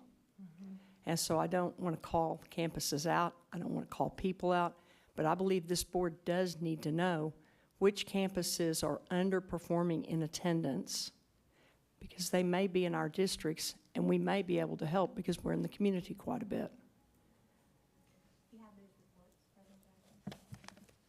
I think, okay, thank you. Thank you, Ms. Molinar. And then to Trustee Dar, ask about 4%, and we were talking about what is inflation. The Fed said in February 6% without food and energy, right? 8% if you include food and energy. We know it's up, so I'm in agreement. 4% may not be enough, but we also have to know how to sustain it, and the board will have to look at how we're going to sustain that. And I think it'll be a team effort. We can't just look to you solely, although I'd like to. Okay. We'll do our best. One last question on page 10. You stated that 75% of were campus-based dollars, or 75% of our budget, did I hear that right, was campus-based? Yeah, 74%. Are all of those dollars individuals that reside on campuses, or do some of those individuals work in this building and report to a campus 2 days a week? Well, so these are actually assigned to the budget owners for campuses. So I would say those are the ones that do reside on the campuses, correct? Or they spend the majority of the time on the campuses because that's how we're required to code them for accounting purposes. Okay, just wanted to clarify that. Thank you all so much. Okay. Any other questions, board? Thank you for a great presentation, and I did say earlier that you were new. You're not new to the CFO position. You have decades of experience. I just wanted to clarify that, but I know you're new here, and you've really stepped in and stepped up fast. Thank you. Well, thank you so much. We've got a great team. Thank you so much. At this time, we'll move on to public comment, addressing items on the agenda as well as items of a general nature or topics not specifically listed on this agenda. Please let me remind you that because of restrictions by the Texas Open Meetings Act, board members may not engage in a verbal exchange about a subject that has not been posted. We will listen and we will take notes, but this board is prohibited from responding to any inquiries made during a board meeting on any topic not posted on the agenda. However, the board may reply with 1, a statement of specific factual information given in response to the inquiry, 2, recitation of existing policy in response to the inquiry, or 3, direct the person to visit with staff about the issue. While the board listens to concerns of a general nature, speakers, please practice normal rules of decorum. Vulgar language and profanity cannot be tolerated, as this is a public meeting and our students are watching. Additionally, disruptions of the meeting will not be tolerated. We ask the audience refrain from interrupting speakers while they present to the board during this portion of the meeting. Any employee, parent, or other member of the public is asked to comply with the appropriate grievance policy to have a complaint heard pursuant to the applicable board policy. No presentation may exceed 3 minutes unless the speaker has prior approval for additional time because of the use of a translator. Speakers who require the assistance of a translator are permitted double the allotted time of speakers who do not require the assistance of a translator. As soon as the speaker begins speaking, the time clock will start. Furthermore, a speaker may not relinquish his or her time to another speaker. Also this evening, there were some individuals that would like to voice their opinions, but they were unable to physically attend. Those written statements were shared with this Board of Trustees prior to this meeting and will not be read aloud during the board meeting. It is essential to gain as much public input as possible. This board understands together we're stronger and we build better solutions when we maximize public input. We each ask that you please observe these rules for the purpose of effectively accomplishing the business of the meeting in a timely manner. Our first speaker is Councilman Michael Crane.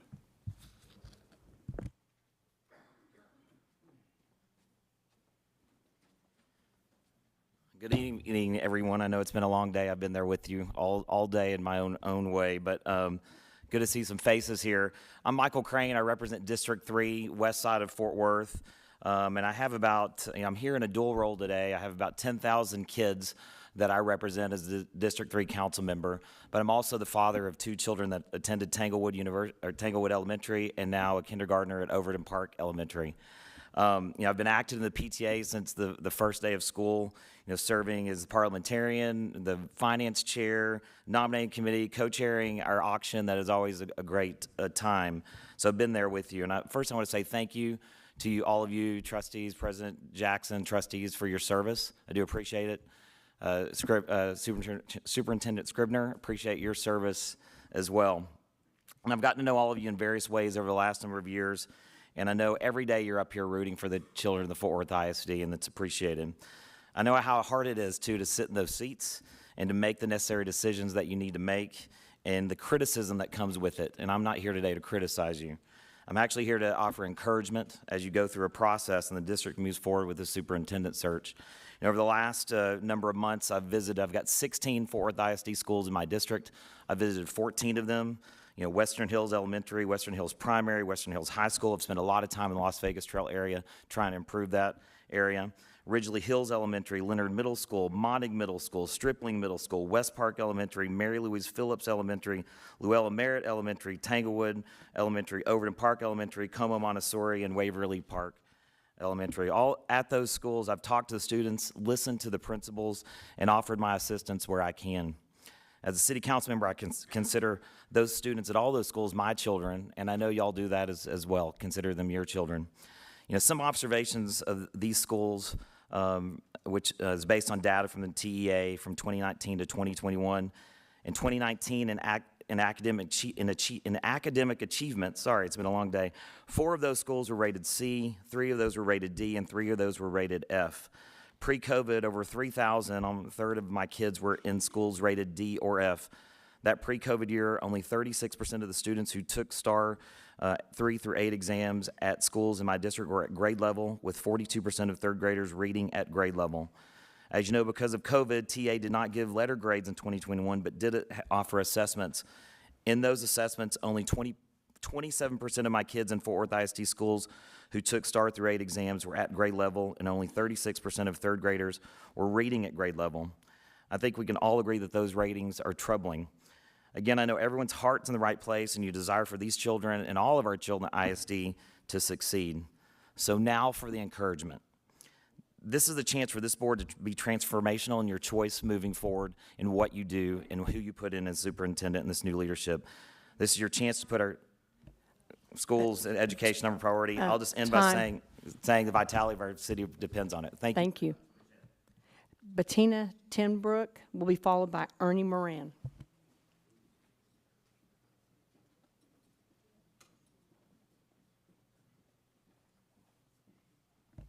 Bettina Tenbrook, Ernie Moran will be followed by Wanda McKinney. I want to start by acknowledging that we're in Fort Worth, Texas, on territory ceded and shared by the Tawakani, Kickapoo, Jumanos, Wichita, and Comanche nations.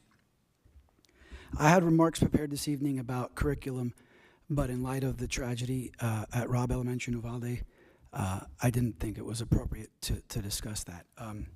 While we've been sitting here, the death toll has climbed to 18 children and 3 adults. And we know what's going to happen the next few days. We know what's going to happen the next few days. One side will call for action, and the other side will say it's too early, we can't be irrational, we can't be emotional. And that side is beholden to one organization that won't even allow us, because anybody who's coming up with a solution is wrong. Just like when we stood here and I heard a pledge about one nation under God, that's a lie. As the poet Amanda Gorman tweeted today, the truth is one nation under guns. Because one side will not allow us to even study to find out what the solution is. And by study, I mean the scientific method, like they were surely being taught at Robb Elementary in Uvalde up until today. But we can't even find the solution because one side is afraid to find a solution. So I'm imploring you all, because you have a platform and you have a voice that we don't have, to demand a solution, to demand a public health study to a public health crisis the way we've always done it, whether it's cars on the highways or whether it's polio. We don't lie about it. We don't put our heads in the sand. We study it, we get to a conclusion, and that's how we find public health measures to public health crises, which is what this is. Because right now there is one side that is not letting us get there. It's that simple. And because of that side, children and adults in schools are paying for it with their blood. We're sitting here, it was election day, I went and voted today, and we're hearing candidates talk about property taxes. Kids are paying for those schools with their lives and their blood. And people want to talk about property tax values. You all have a voice. It's time to get a public health study to this public health crisis so no other child has to die in a classroom. No other staffer has to die in a classroom because of our inaction. It has gone on far too long. Far too long. Doesn't matter what that one organization wants. NRA be damned. Wanda McKinney will be followed by Miriam Lambert.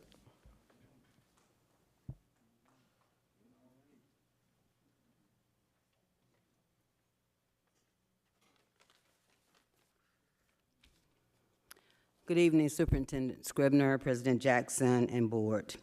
I stand against hate and racism. This is why I demand the immediate termination of the racist teacher at Pascal High School who allowed, coerced, encouraged, and condoned the repeated use of the N-word 9 times by a student in her classroom and the racist mockery of slavery by him and several students. How uncomfortable and demeaning do you think the black students in that classroom on that campus and in Fort Worth ISD felt that day? A Pascal student interviewed by the Star-Telegram said that racial and homophobic slurs made by students are often heard on campus. This implies a culture of racism and discrimination on campus. This is the evidence that racial equity and diversity training for staff on all campuses should be mandatory. Children are not born racist, but are bred to be racist. This teacher's classroom is an incubator for growing and grooming racist children, and she must be stopped. Superintendent Scribner immediately recommended her termination. Board and district, I pray that you will have the strength of heart to protect the hearts and minds of our children by terminating her employment now, and document her personnel file to reflect her egregious racist behavior so that she will never, ever be allowed in a classroom anywhere. Thank you. Miriam Lambert will be followed by Alexis Gonzalez.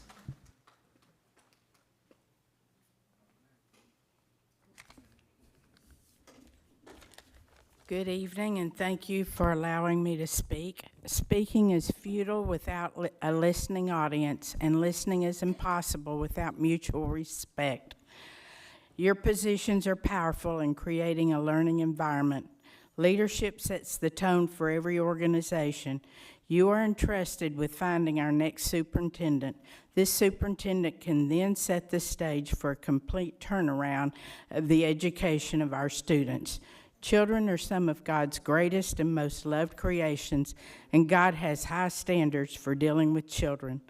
No endeavor is successful without self-discipline, stamina, and high expectation. For centuries, teachers have changed lives with high expectations.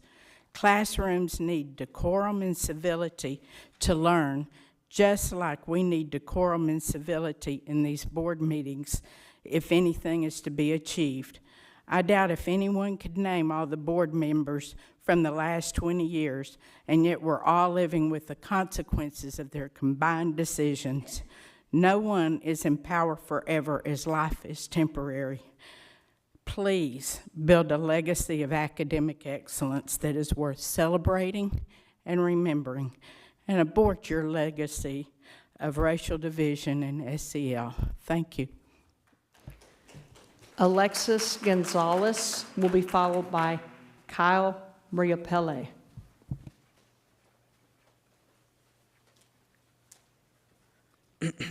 Hi, good afternoon. My name is Alexis Gonzalez, and I'm a student at soccer player at Diamond Hill Jarvis High School. I am speaking today in hopes that the board will consider a budget increase for athletic department so that the middle schools can add a 7th grade soccer team.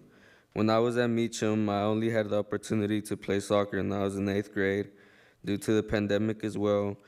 And I was only able to play in 8th grade. There was no 7th grade team. If there was not enough 8th graders, some 7th graders could get the chance to join the team, but I wasn't so lucky in my 7th grade year. Basketball, volleyball, football players all have 7th and 8th grade teams and 2 coaches per grade level. Middle school soccer has only 1 team and 1 coach. This just doesn't seem fair, and the athletic department does get a larger budget. We could hire 7th grade coaches so that all 7th grade players that want to play soccer would have an opportunity to play. Thank you for your time. Thank you.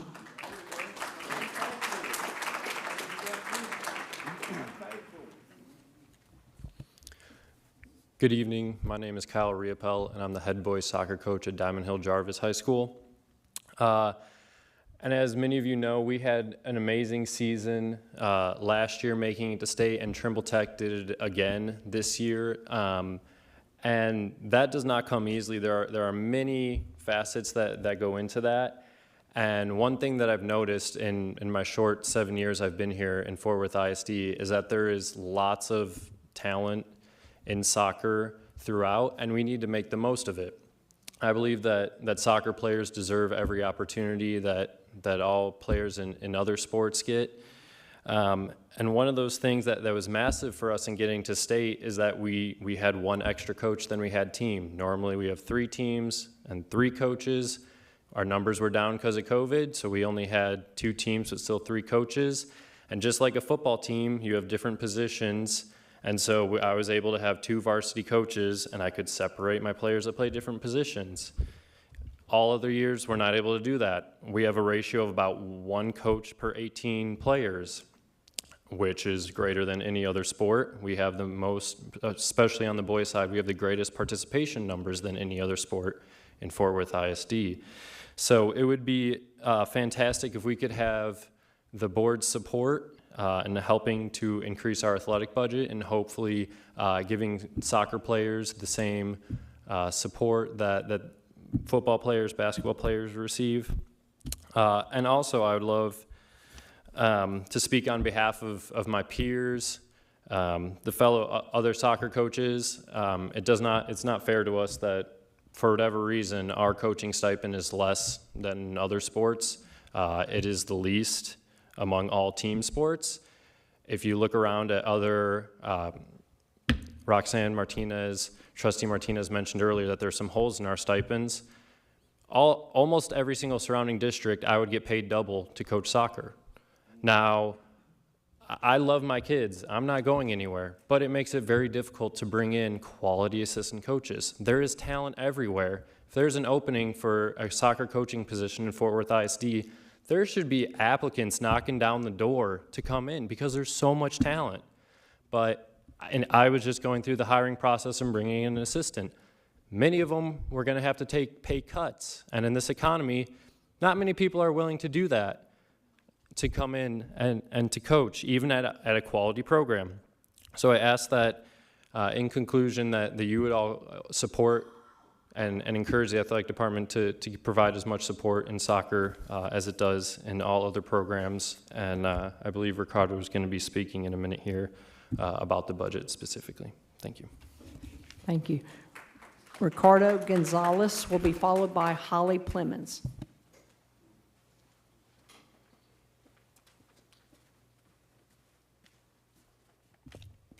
Good afternoon, everybody. My name is Ricardo Gonzalez, and I'm a student and soccer player at Diamond Hill Jarvis High School.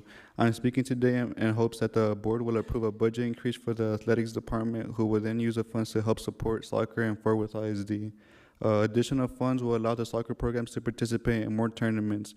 We're thankful for the current funding that the district provides, but it's only enough for 2 varsity tournaments and 1 JV tournament, which means that our freshman team doesn't get to participate in any tournaments. We do fundraise at Diamond Hill, but it covers the cost of practice clothes and new equipment. And to the best of my knowledge, schools who have one soccer team receive the same fundings from Fort Worth ISD as schools with 2 or 3 soccer teams. It would seem more equitable if the district could provide more funds for schools that have 3 teams. That way, regardless of skill level, everyone who's in the soccer program could have the experience of attending a tournament or 2. Thank you for your time. Thank you. Holly Plemons will be followed by Todd Daniel.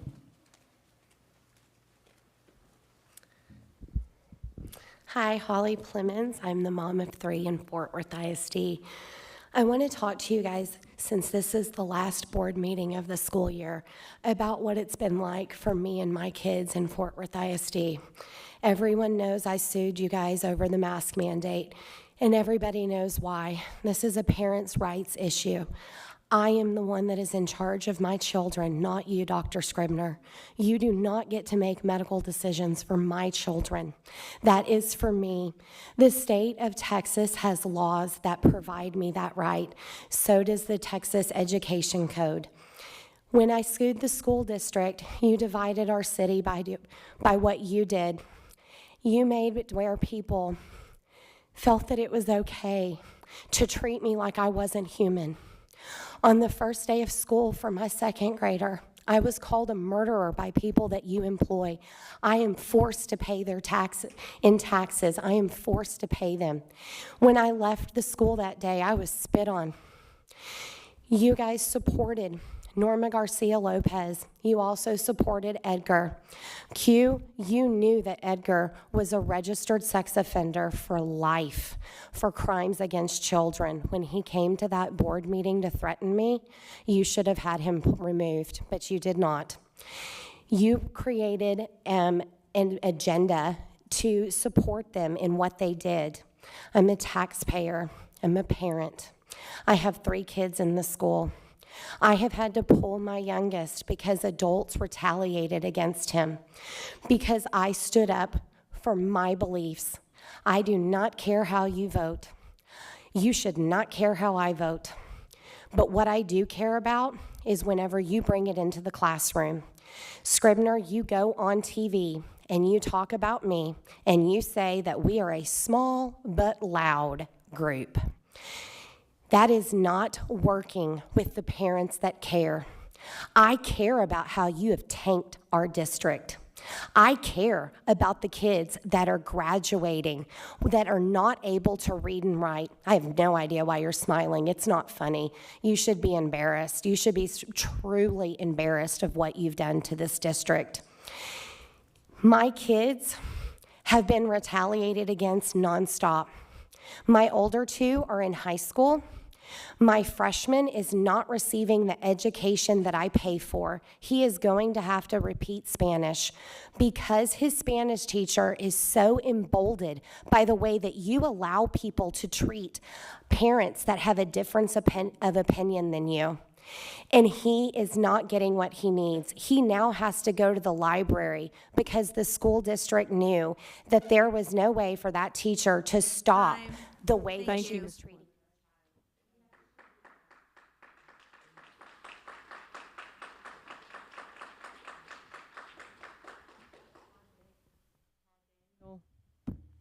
Todd Daniel will be followed by Estella Williams.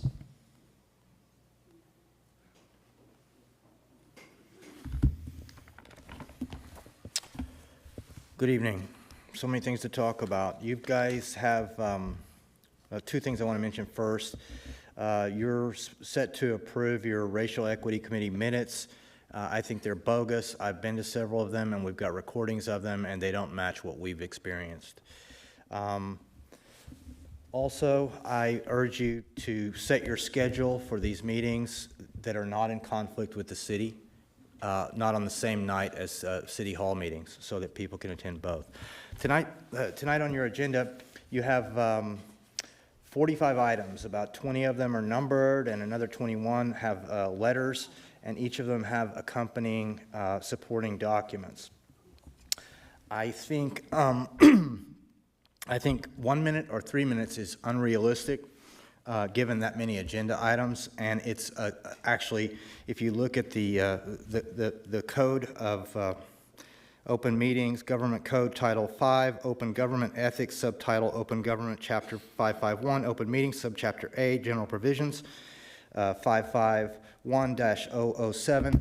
Per agenda item, we are allowed a minute. So if you guys don't do your due diligence on these agenda items and quit working for unity over due diligence on these items, I called the district today, the finance department, I asked, what is the subtotal of the items that are on the consent agenda that you're trying to pass? I couldn't get an answer, but I went through all of them, and you're going to rubber stamp.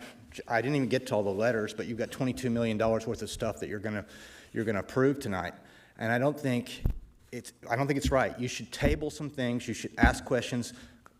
Trustee Rodriguez, thank you for asking questions. I am so excited to have you on this board. Thank you very much. That's what we need. And you need to not be afraid to ask questions about these agenda items. There's one line item is $8 million. There's another one that's $3 million. I want you to go slow, do your due diligence. This is your job, okay? And I want you to, CJ, I want you to be fiscally conservative, like you told me. I want you to ask the question, who does it benefit? And how does it actually benefit the kids? There's a lot of fat in this agenda that you guys are about to approve tonight. And we're talking about salaries and people not getting enough and inflation and all these things. This is what you need to dig in on. This is what you need to dig in on, and you need to table some of these items for further. The new superintendent deserves a chance to make some of these recommendations, not just be stuck with next year the stuff that Scribner has left him, okay? So I want you to take this seriously, take your job seriously, and dig in. Don't just approve stuff. It's a bunch of money that could be better spent. Thank you. Thank you.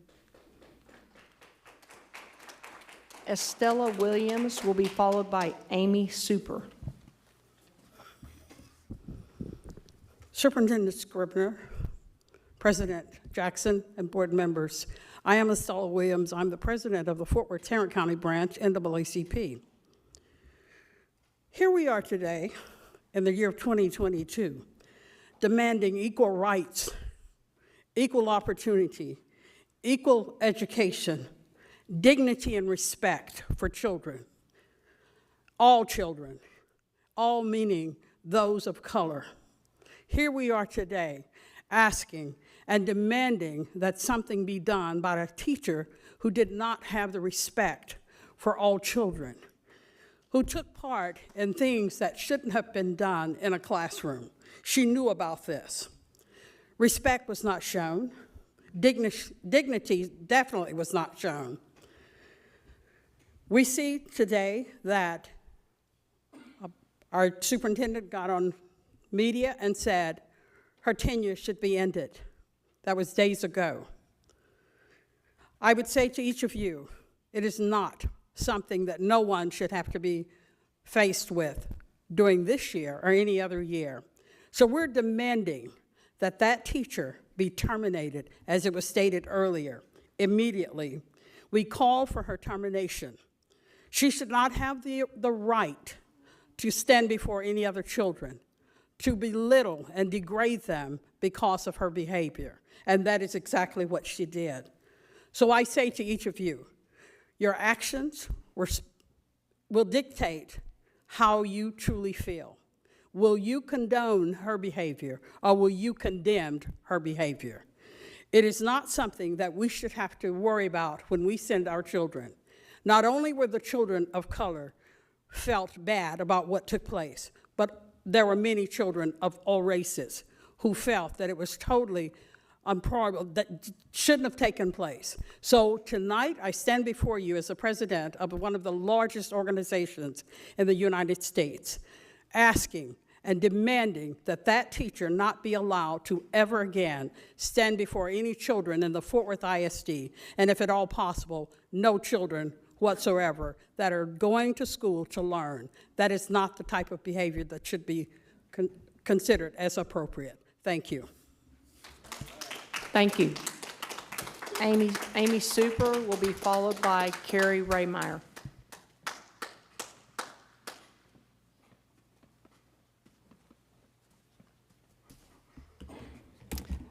Good evening.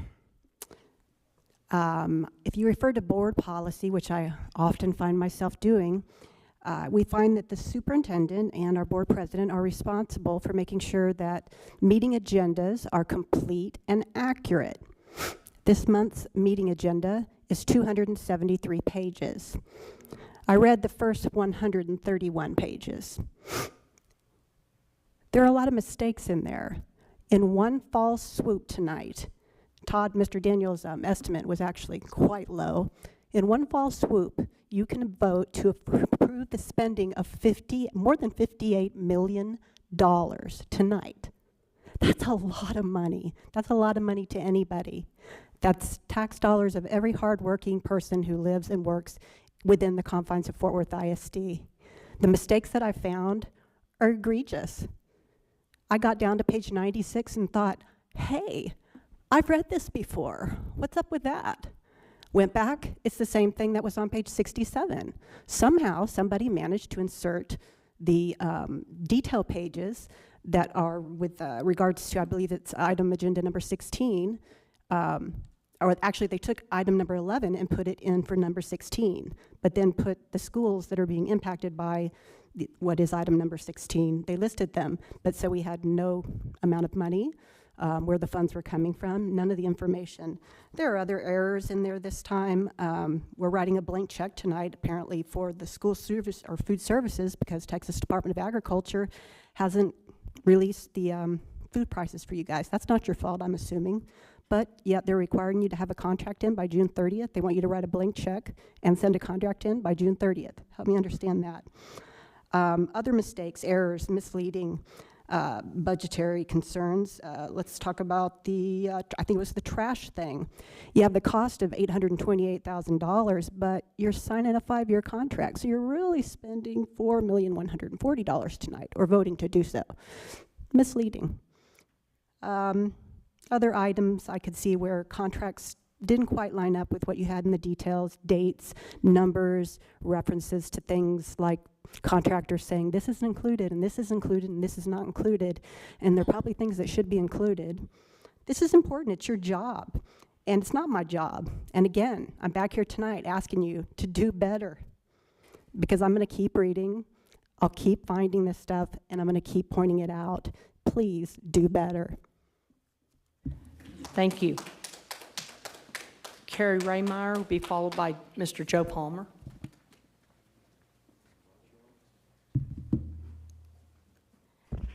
Good evening, Board.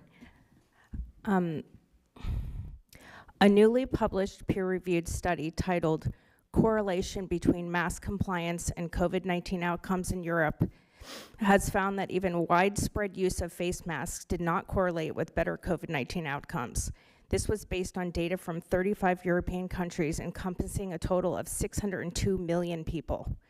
The study notes that randomized controlled trials before and during the pandemic failed to show a benefit to the wearing of such masks concerning virus transmission.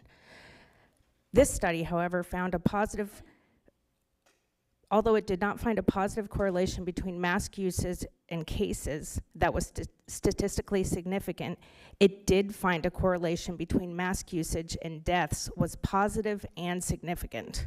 That is to say, more mask usage correlated with a higher COVID-19 death rate. Superintendent Scribner and this board were clearly wrong about masks, and even more so by attempting to mandate masks on students, staff, and parents. The science doesn't matter though, does it? And the science didn't change either. I knew from the beginning that masks were not only useless, but dangerous for many reasons. I'm still in a lawsuit with Fort Worth ISD. We've not gone to trial yet. The board and superintendent know that they were wrong. They will not admit it though, even though they've admitted it by not wearing masks. Now, none of them are wearing masks. But they choose to remain in a lawsuit, spending hundreds of thousands of dollars. This isn't really about masks, parents. Their intent and hope is to get a ruling in the court that they have superior rights to you as a parent to make medical decisions for your children. Parents better hope they do not prevail on some technicality. Any reasonable person would realize that no one cares about the health and well-being of their children more than parents do. This board and superintendent will never make medical decisions for my daughter. Are you going to give up your parental rights to them? Whose children are they? Thank you.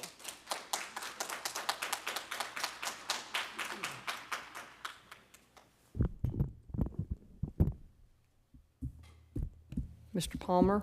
Madam President, members of the board, I'm asking you to pull from the consent agenda item 15, which is a proposed expenditure of $3.3 million on what is being called Strategy Planning Service for Early Learning. 100 by 25 Fort Worth, Texas is referenced, which is a goal our district set to have 100% of our third graders reading at grade level by 2025. However, at the latest goal measure update, your staff admitted that we are not on track to even meet the goals for the 2023-24 school year, which is for only 47% of third graders to read at or above grade level. Right now, we are only at 26%. Why are we pouring $3.3 million chasing after a goal that is clearly going to be impossible for you to meet based on the administration's record of success? With all of the talent in district administration, why do we need an outside firm to create a strategic plan for Fort Worth ISD? I ask that you use the resources already at your disposal, make a motion to pull this item from the consent agenda, and vote no on this agenda item. With respect to the budget report, I saw that the district is $58 million ahead in the fund balance, and the slide presentation appears to align with TAD data, which shows that home appraisals have skyrocketed 16% to 20% in the last year. Trustee Lebuenos, your question was not answered, sir. The answer is that the district will be flush with cash if you adopt the same tax rate as last year, due to the massive appraisal increases. You must adopt a tax rate that takes into account the families in this district that are suffering under runaway inflation and food and housing shortages. If you adopt the same tax rate as last year, the property tax bill on virtually every family in this district will increase due to the appraisal increases. Proposed expenditures, $9 million increase in administration, $9 million increase in administration salaries, $48 million in guidance and counseling, a $27 million increase over last year. Another bond for $150 million? How are people supposed to afford food? I posted a car for sale the other day, and instead of the Sharky car salesman calling to offer me half or less, it was single moms. I got 6 calls from single moms begging me to sell them this vehicle because they need a way to move their kids from place to place. People are hurting. People are in pain, financial pain. You going to stick your law firm on these families? You're going to take them to court? You're going to foreclose on them and sell their house on the courthouse steps for $1? Adopt a tax rate that gives you the same amount of revenue as last year. Thank you. Meredith Bowman will be followed by our final speaker, Hector Maldonado.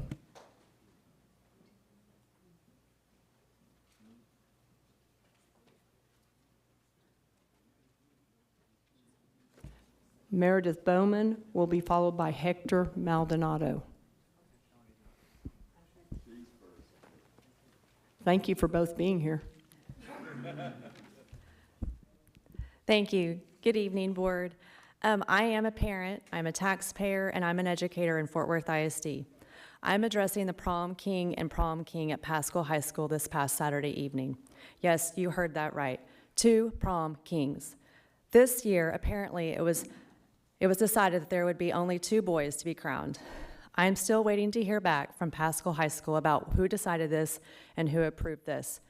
After talking to my daughter, who's a senior, who is actually sitting here right now, and some of her peers, they were not happy about this decision. The teachers attending prom were also not happy about this decision. She also informed me that the students were not informed that this was how this was going to go this year. My daughter told me that one of her classes, this issue was talked about, and everyone who said something agreed that it's tradition to have a prom king and a prom queen. And having 2 kings isn't moving with the times, but taking away from tradition, and a big thing to happen during your high school experience. To crown 2 high school males is wrong. Not to mention, this is also going backwards in progress for women. I wonder what their feminist club thinks about this. This is not something that should be done in our schools. This is as a part of our high school students' experience being a part of school. It doesn't matter your race. It doesn't matter it's your God-given sex, male or female. This should never happen again. Thank you. Hector Maldonado is our final speaker. Good evening. In late April, I received a video from a group of community leaders that I highly esteem. The contents of that video would go on to disturb me greatly as I saw racist behavior and curriculum being perpetuated by a Fort Worth ISD educator down the street from my house at Pascal High School. The rich history of an entire continent and its descendants were disregarded by this educator. Instead, a racial slur was used to supposedly educate. I am not a proponent for conflict.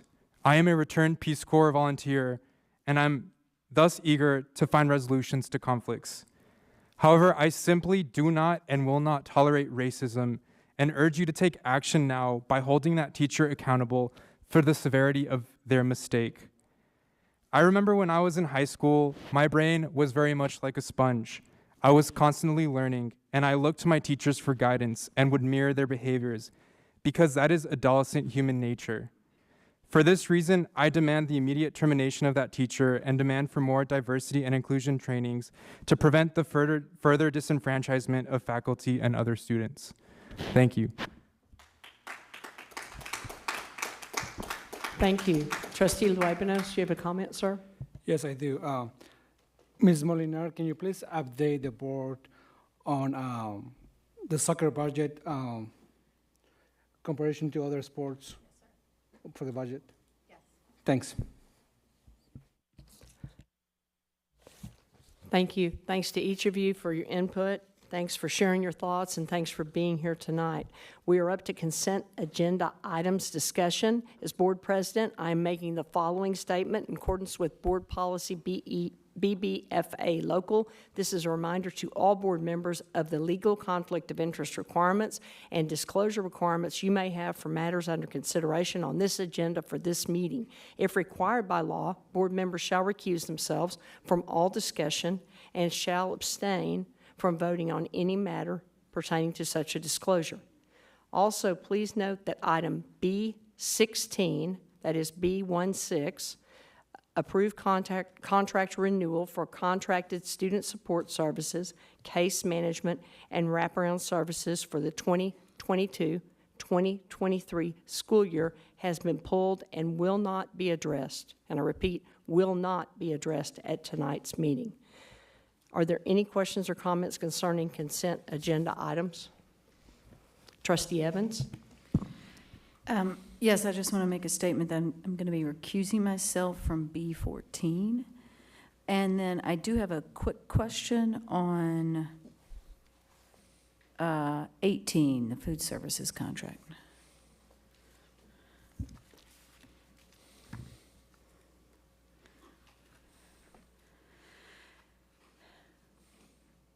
How does this number, well, I know we don't have a number. We're waiting on the numbers from the U.S. Department of Ag. How will that number, how is it projected to fit into the food service budget that that Carmen went over with us earlier? Yeah, thank you for the question. It is designed to be a balanced budget, and that's actually part of what our food service management company provides for us, is they provide a lot of that, and then we have the oversight to make sure that all the reimbursements from the federal government for meals are met, but yes, it balances. Okay, thank you. Trustee Ryan. I'd like item G, the board appointments for the District Advisory Committee. We just got the biographies this evening, and I'd like to pull that until the June meeting. Okay. We will pull 7G. Is everybody okay with that? All right. Dr. Rodriguez. Yes, I have several questions, and I'll start with B3. Okay, it says on the supporting information that $30 million was from the real estate process fund. So what buildings were sold and how much and when, and how much is in that fund now or after this 30 million? Thank you for the question, Trustee Rodriguez. Karen Molinar has been working on this, and we can update you with a larger scale real estate process, but on this specific question, I think both Karen and Carmen can address that. So, Dr. Rodriguez, we can provide you, like tomorrow morning, a whole spreadsheet of all the real estate, what was sold and what it was sold for, and we can provide that to you.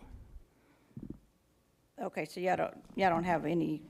We have some high level, if Carmen, you want to share, but the individual spreadsheet, we'll have to email that to you or get that to you in first thing in the morning. The current central office is in that number that has sold. I think that there are other items that are. All the surrounding buildings, our old safety and security office, our boardroom that was detached, as well as the warehouses, Metro High School, Opportunity High School as well, and then our old CIP office that was about a block from the administration building was sold. Okay, why was all this property sold without a place to move into? Are we having to pay rent for being at our current location? We are leasing back the current building. For how much? Let me get you the exact amount. It changes according to the length of after we sold the building. So how long have we been, how long is the current lease, or how long have we been? I believe it's October is when we renew for the next lease. So we have been leasing for currently the past year, starting in October as well. Okay, and when is the new building projected to be ready?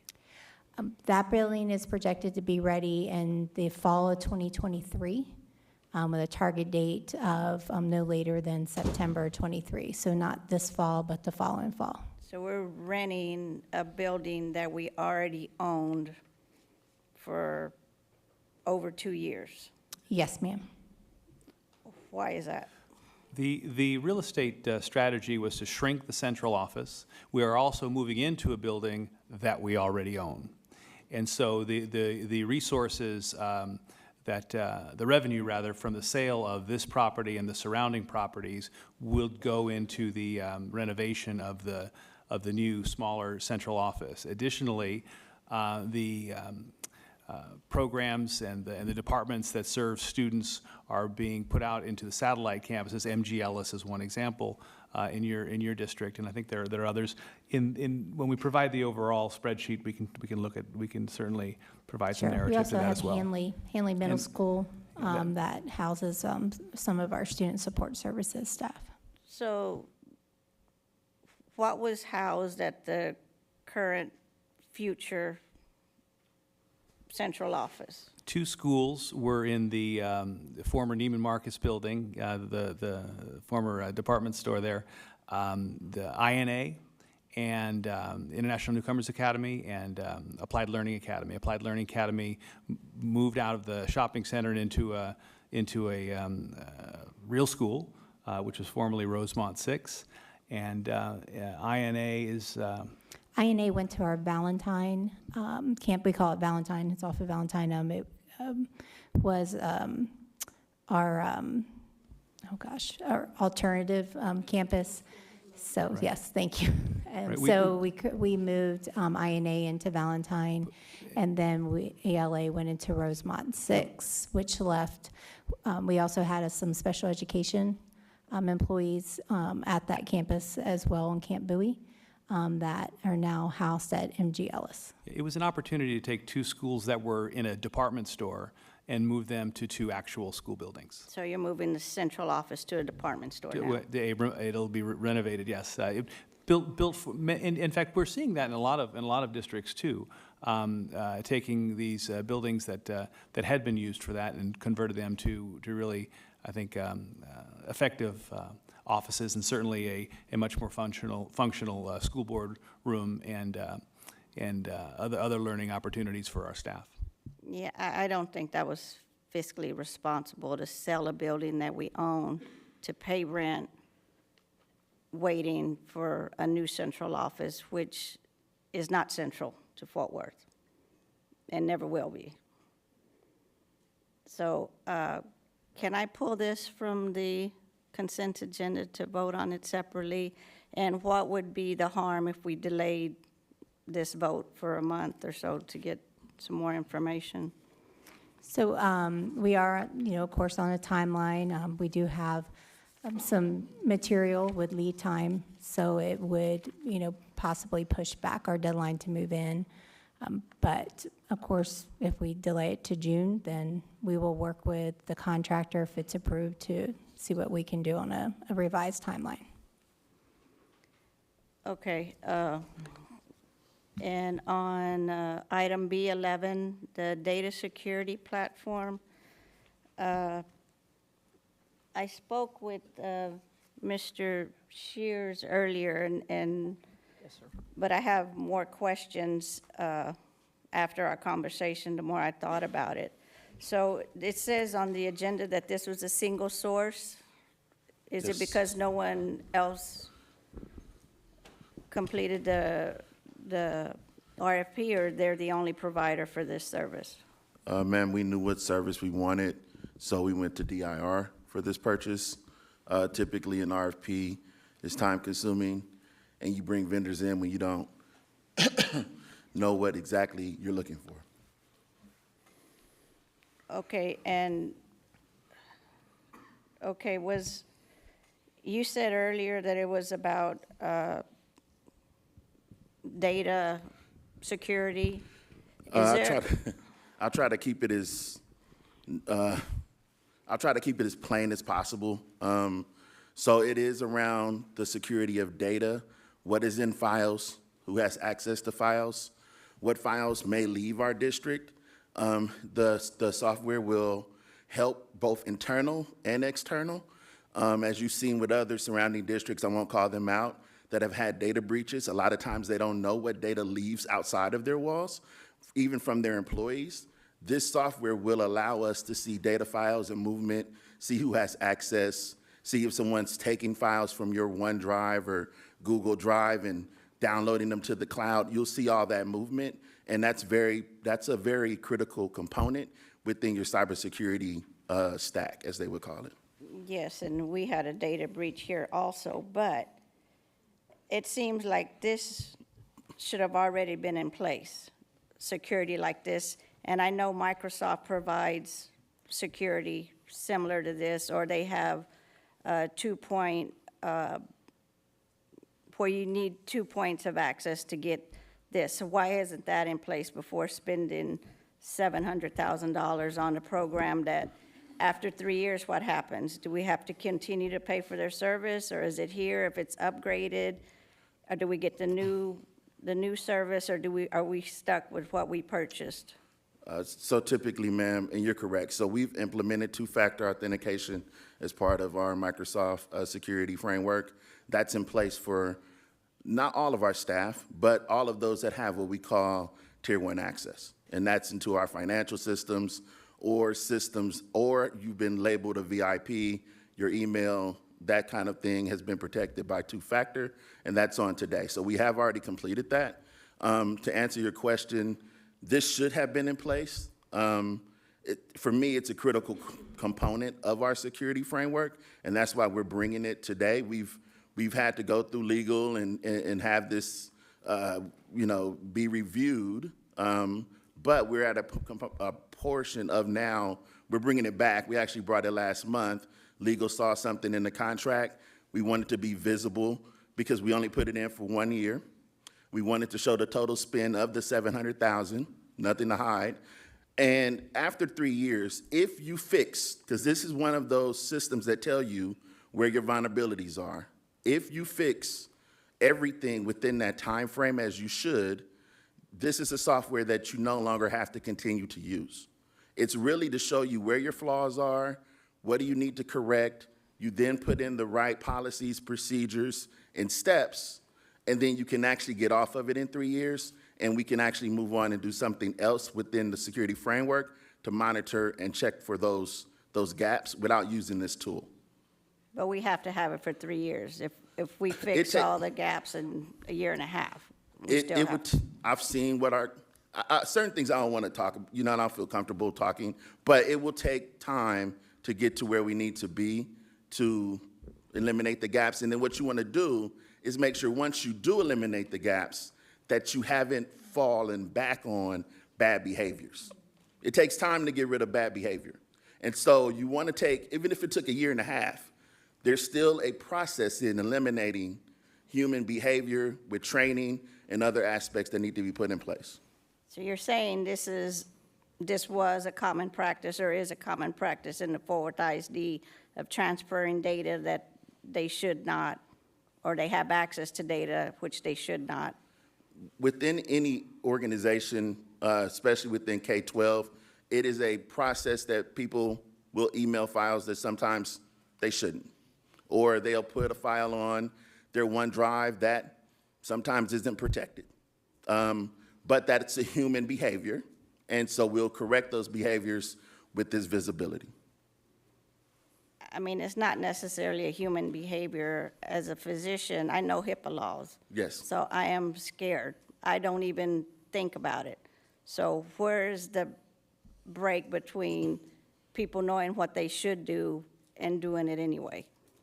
It will come within policy. And right now, our policies and the governance of those policies and what happens is a maturity level that we're trying to get to. Right now, our maturity level is a 1.5. When it comes to policies and procedures, our goal is to get it to a 2.3 using tools like this. And once we get to a 2.3, a lot of it is training, a lot of it is accountability and governance. And to your point, right? And so all of our employees should be recognize HIPAA. They should recognize CIPA and all of the other laws that we have to be bound by within our jobs, by policy, by yearly training, and looking at these documents and signing off on these documents in a timely manner every year until you get to a point of having that acceptable level of governance and folks that follow those policies. So I agree with you on that. Okay, and since we haven't had this, you said in the past, would there be any security breaches that we could see in the next month if we delay it for the next, until, I'd like to see more of this, and it's just not something you just randomly do, and I know other vendors and Microsoft, I mean, why did you choose this vendor? I'm a best-in-breed stack person. Microsoft is not best-in-breed in security. We use the Microsoft tools within our licensing, which is A3, that meet our needs, which is multi-factor. They have, anyone that uses our email knows that, I will use a perfect example, our email, a lot of it goes to junk. And so we've got a new email platform that we're putting in because it's better than what Microsoft provides. That's my strategy, right? I want to go for the best product that's going to make us the most secure district that we can be. Just because Microsoft offers a service doesn't mean that I should go with their service because it's cheaper or because it's part of what we already bought. That's not what we should do for our students in my stack, and it's not something that I would bring to the board to do lesser when I know we should do more. And so this tool is to increase our security. We have security in place. If we don't do it, I can't promise you a breach today.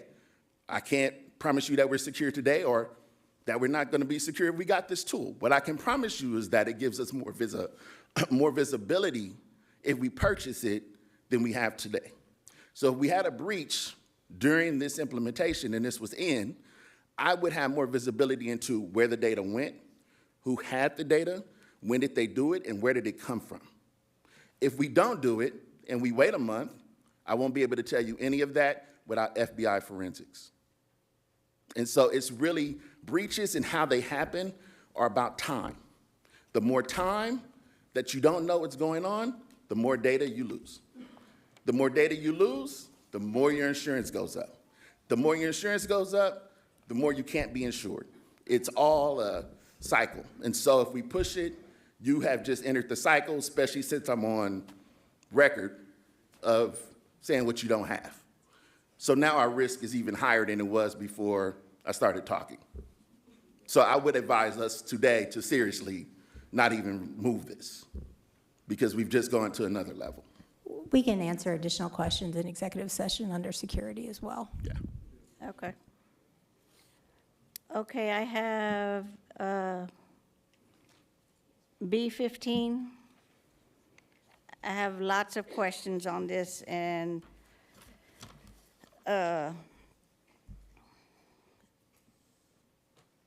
is this the first time this is being presented at the, yes? Yes, ma'am. Okay, so $3.3 million is a lot of money for a new program when we're in the process of hiring a new superintendent.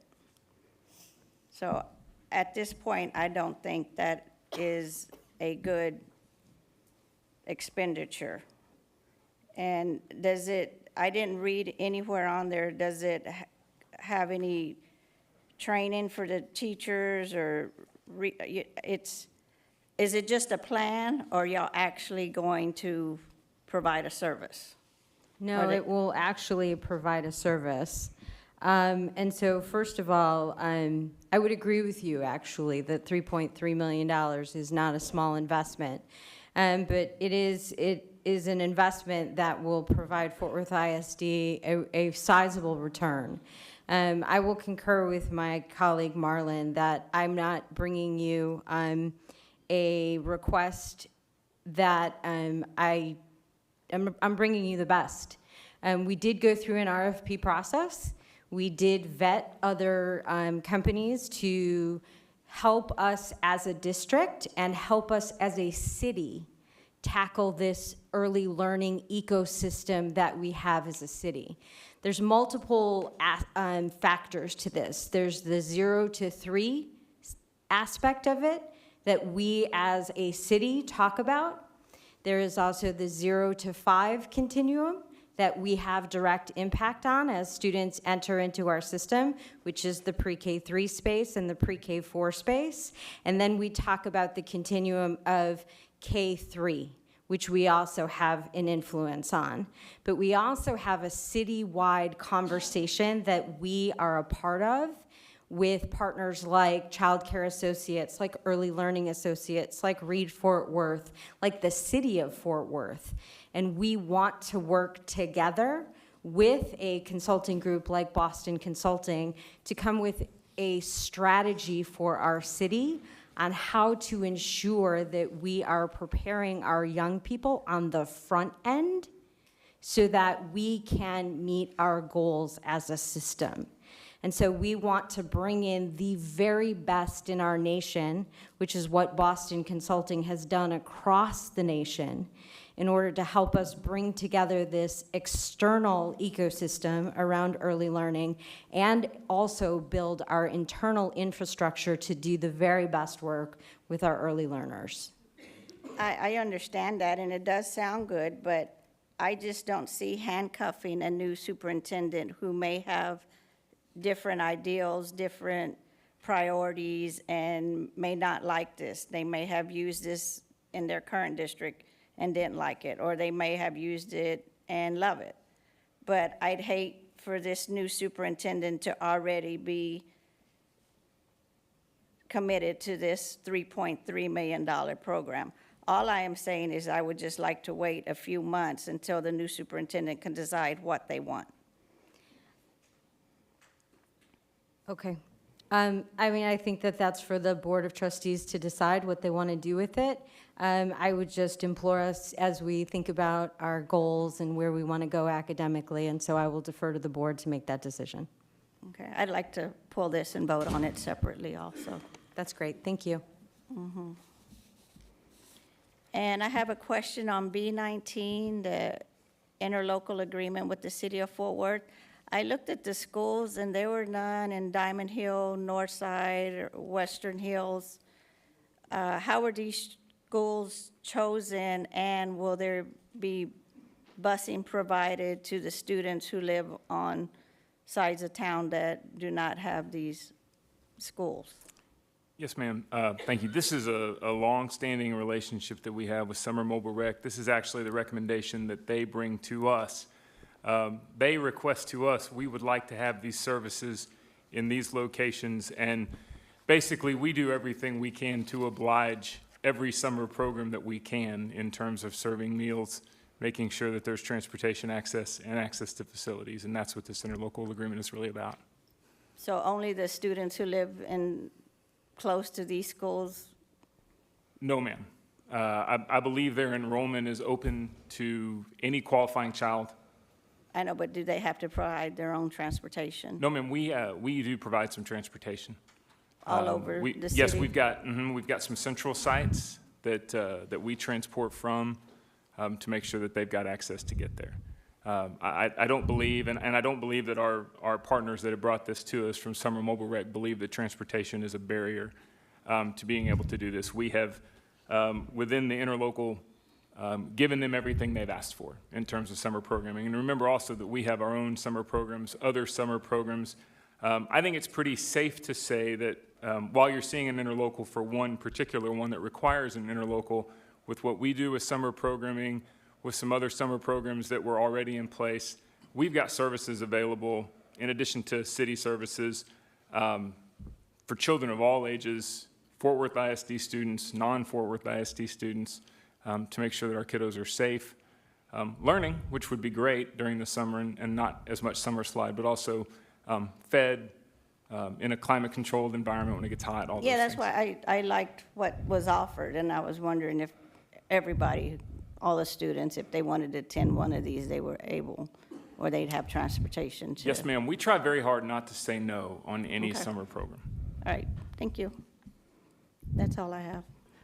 Dr. Rodriguez, you want to pull B3 and B11 and B15, is that correct? B3, B11, and B15, yes. For individual vote, we'll place those on action items. Thank you. Trustee Martinez. Before I ask my question, I just, Dr. Rodriguez, I wanted to add, because I'm very familiar with the City of Fort Worth Summer Day Camp, because my kids go there, that this particular item is specifically for the mobile rec, and that is for campuses that may not have a center in the close proximity. So in Diamond Hill, the kids in Diamond Hill can go to Diamond Hill Community Center to get this program. So they wouldn't necessarily need the mobile rec because they have one in their community. So that's just one thing is, I think the focus of the mobile recreation is for those that don't have as close proximity, if that's correct.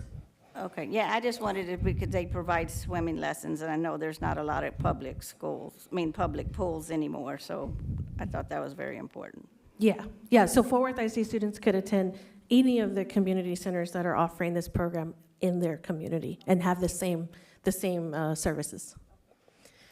So my question is on B2, the mobile routers. I was at campuses last week when there were several outages, internet outages, and during testing. I see that this is a temporary emergency routers. My questions are, how confident are we that this solution will work for testing? And if this is for temporary, what is the long-term solution?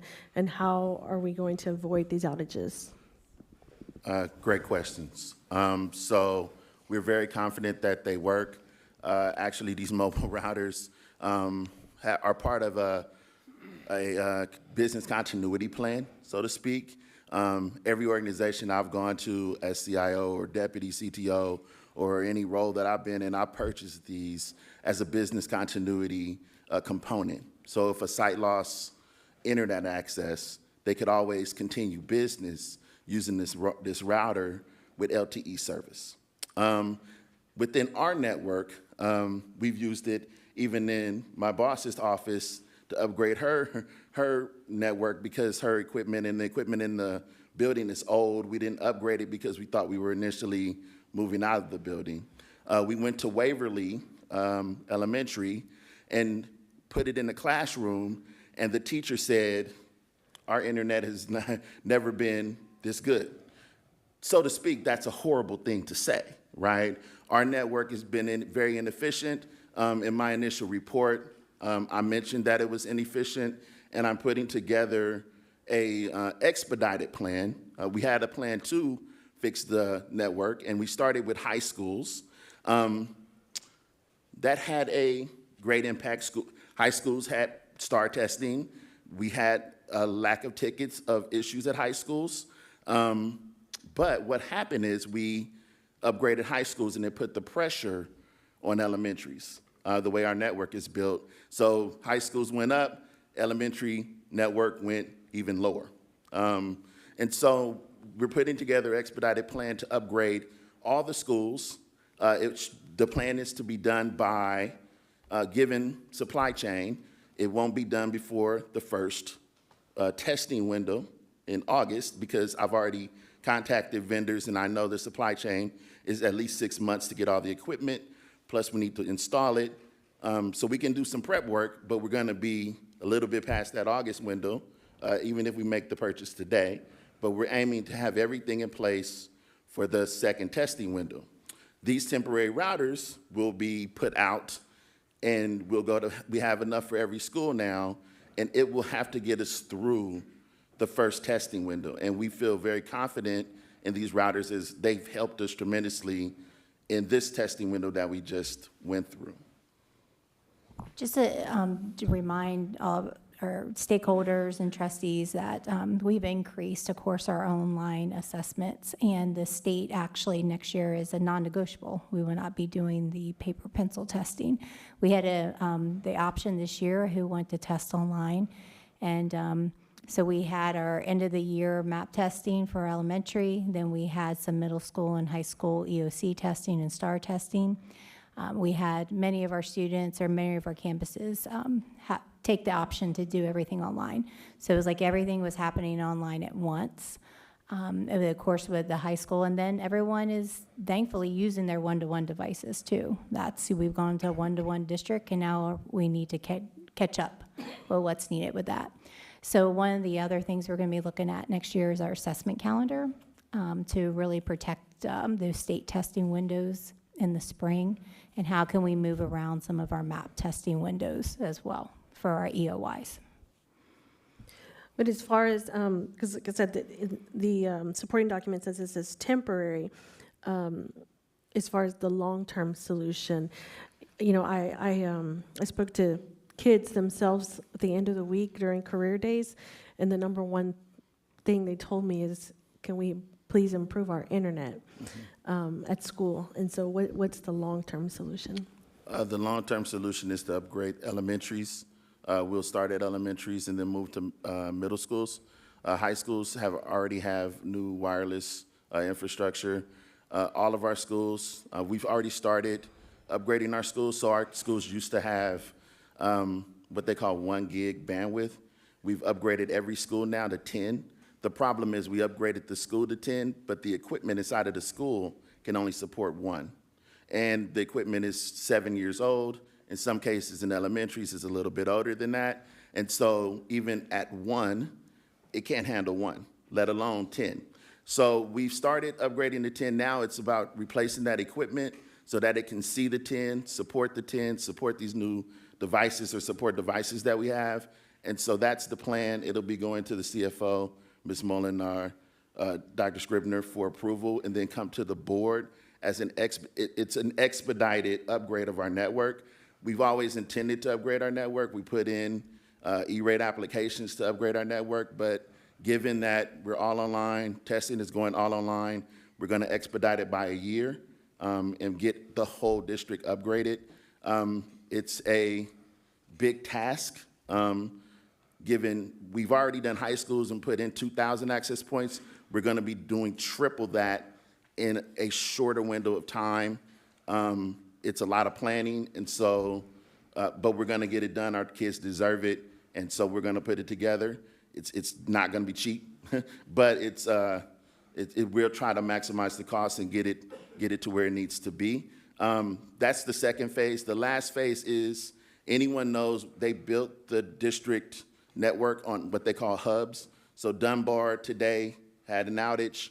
It caused Jockey, Meadowbrook, and every other school connected to it to go down. Phase 3 will be to make every school have its own connection. Every school will not be dependent on any other school. And that will be phase 3. That will come in a separate plan that we will use E-rate money for, because that plan will be somewhere between $20 and $25 million, and E-rate gives a 90% discount. It's gonna cost the district $2 million, but it's something that I feel is needed. It should have been done that way before, but someone came with a cheap plan because they wanted to be physically maybe what they thought was responsible, but what they created was a disaster. And so I'll bring it forward. It's gonna cost more money, but every school deserves to have their own connection, be on their own power grids, and not have one school bring down 16 schools. That's not the right way to do things. Even if it costs you more money, that's just not right for the students. So thank you. Okay, so this solution, like I said, just will be temporary and will get us through the testing. Temporary, and then it will also be able to be used for business continuity efforts. If there's a power outage to this Texas, we have them all the time, they'll still be able to use those routers. They have internal batteries, and you can use it for emergencies if need be. Thank you. Thank you, Trustee Martinez. Thank you. Any other questions? Okay, I want to clarify before we go into the back and recess. Item G, Dr. Ryan has pulled. B16 was pulled due to an error. CJ is recusing, Trustee Evans, excuse me. Trustee Evans is recusing on C14, and Dr. Rodriguez has requested that we pull B3, B11, and B15 for action items. Is that correct, Board? It was B14 I was recusing myself from, not C. Sorry if I Well, misheard thank you. I must have written C because I was thinking about saying CJ instead of Trustee Evans. I don't know. So it is B14, and I have it written down. So the record is corrected. Thank you. The time is 8:29 p.m. The date is Tuesday, May 24th, 2022. This board will now recess and reconvene for executive session as authorized by Chapter 551 of the Texas Government Code under Chapters 551, 071, 2, 4, and 6.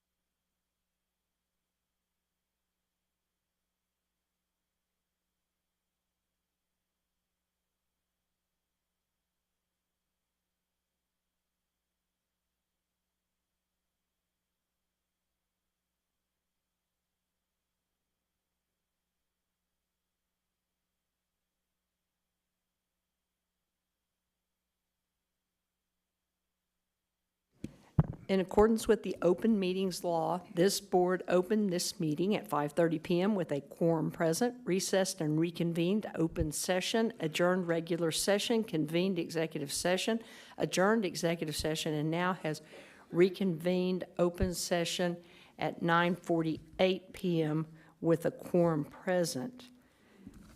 We will move to accept consent agenda items with the following exceptions, changes, and removals. First, Trustee Evans will recuse from B14 on this consent agenda. Second, Dr. Ryan pulled item G. It will not be voted on tonight. 3, I pulled B16 due to an error. That will not be voted on tonight.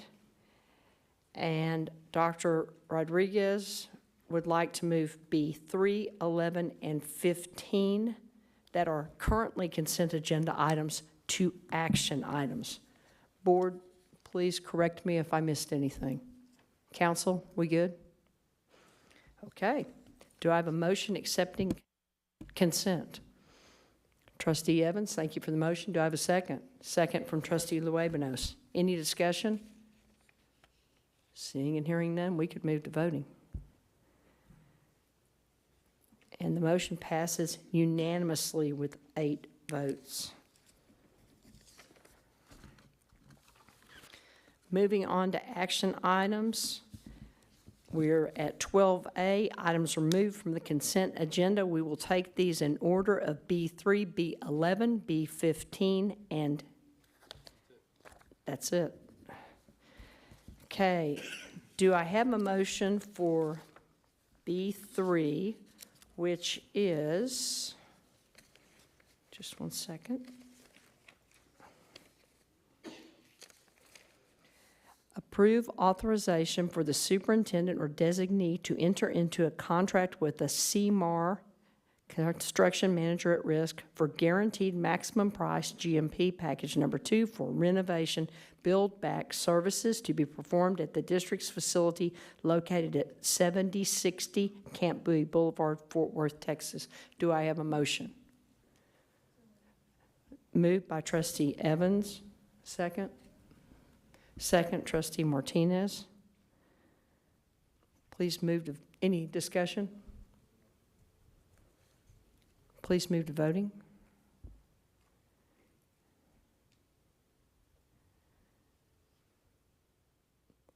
And the motion passes unanimously. Moving on to B11. Approve additional costs for purchase of data security platform. Do I have a motion? Trustee Dard, did you move? No, I got my hair out of my face, but I will move. Trustee Phillips, did you move? Oh, thank you. Dar on the motion, Phillips on the second. It's 9:51 PM, guys. That's how it goes. So B11 is to approve additional costs for the purchase of data security platform. We have Dar on the motion, Phillips on the second. Any discussion? Trustee Rodriguez.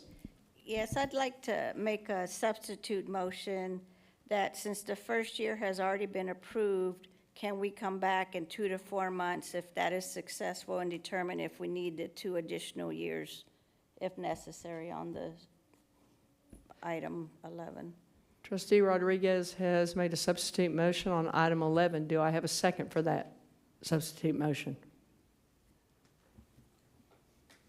Can we clarify that just a little bit so we'll know what we're voting on? Yes, Trustee Rodriguez, would you like to clarify? Yes, on, in the August, meaning the April board meeting, this security process was approved for 1 year. And this month, they wanted 2 additional years. So I'm just asking, since the 1 year has already been approved, if we can wait 2 to 4 months, let that contract go into place, go forward, and in 2 to 4 months, come back and see if it's a good product, and then vote for the additional 2 years in. I mean, it's already been approved to purchase 1 year. I'm gonna second your your motion. Do you have a comment? Yes, ma'am. Just for full clarity, the price negotiated is based on 3 years. If we were to just do 1 year, then we would have to kick it back and start over, just for clarity. So why was it approved for 1 year last month, and now it has to be 3 years this month? That's why we brought it back, ma'am, is to provide full transparency on the purchase. It was a mistake on our behalf. It should have been brought forth for 3 years at $741 instead of 1 year. So that was a mistake on our side. So for clarification, there was an error made. The price negotiated is not for 1 year. If we do not approve the 3 years, the price for 1 year will be more expensive? Correct. Correct. Thank you. Trustee Dar?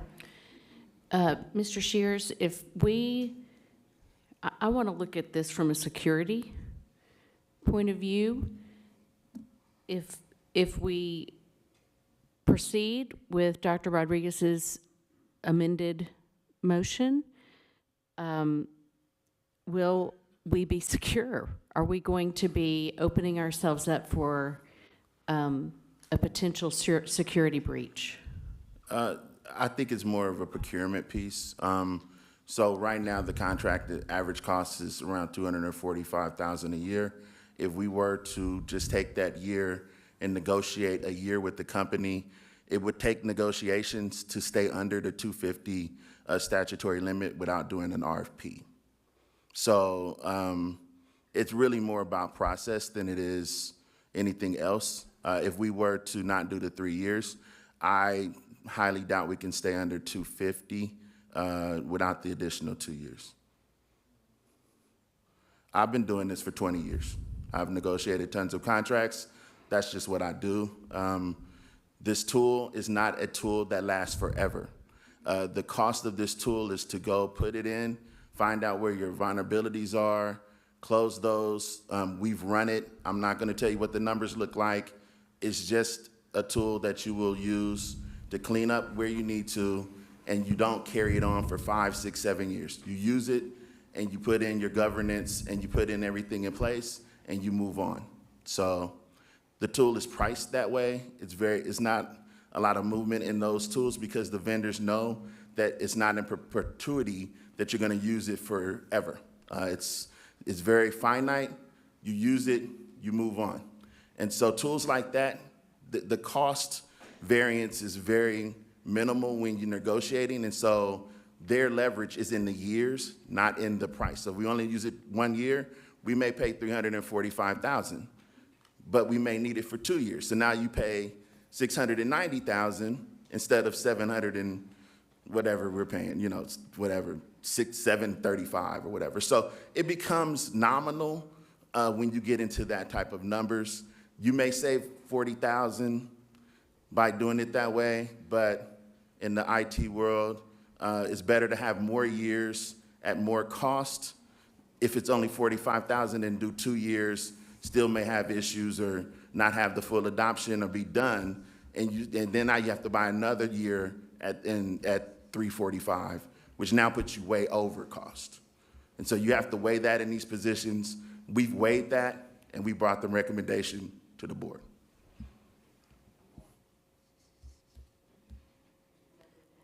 Yes. Okay, so now you're saying that it was a mistake on your part for not bringing it forward for 3 years in the first place? Correct. It should have been 3 years to begin with, ma'am.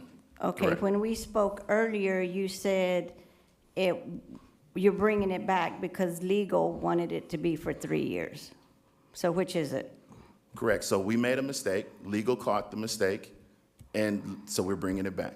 When I'm very transparent, that's why we're bringing it back. I could have done the 1 year and came back and asked for forgiveness for the 491, because at that point, we would have entered into a contractual agreement. If the board hadn't approved it, it wouldn't have mattered. It would have been a ratification regardless of what we had done at that part legality-wise.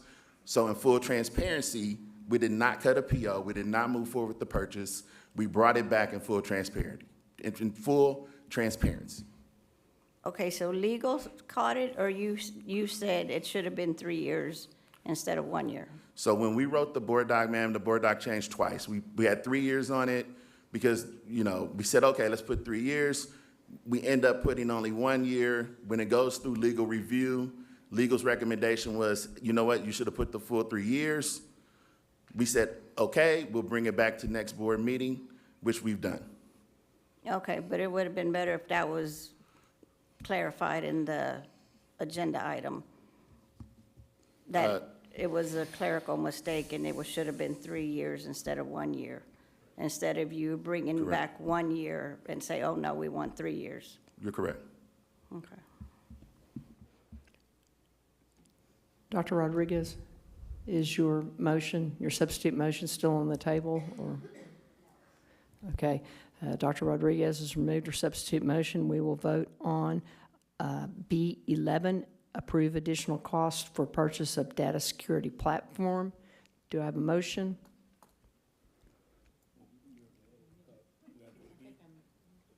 Well, I want to just clarify, it was originally moved by Trustee Dar and seconded by Trustee Phillips. Are we in compliance, council? So, Madam Board President, what I would do, you have a motion to substitute and a second to accept that substitute. I would vote on that substitute. If it fails, then the main motion is back on the table and we could vote on that. Okay, she can't just withdraw? It's okay, we can go ahead. Yeah, let's just follow the process so we can That's fine. keep it clean. That's fine. All right, we're going to keep it clean at 10 p.m. So we're going to go back to Dr. Rodriguez's motion, which I seconded, and that was substitute motion. Are we all clear on what that motion was? It was to keep the agreement at 1 year. All right. Please move. Any discussion? Please move to voting.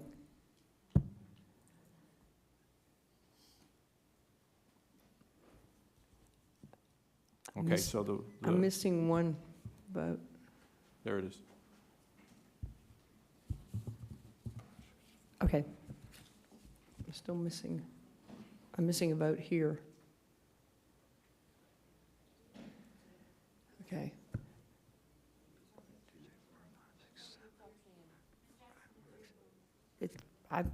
I've hit it about 4 times, but thank you. It was my vote.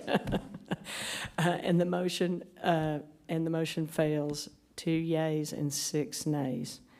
Moving to So now the main motion is on. Yes, ma'am. B11. Thank you, council. Approve additional cost for purchase of data security platform. That was originally moved by Trustee Dar and seconded by Trustee Phillips. Are we still good with that? Thank you. All right. Any discussion? Please move to voting.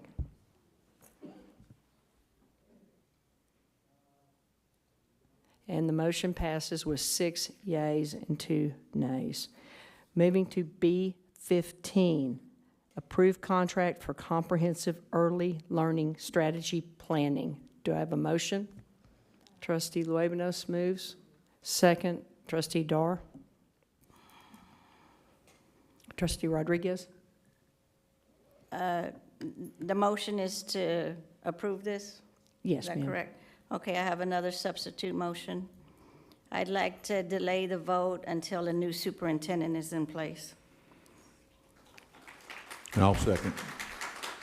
We have a substitute motion by Trustee Rodriguez to delay this vote until we have a new superintendent in place, and we have a second from Trustee Ryan.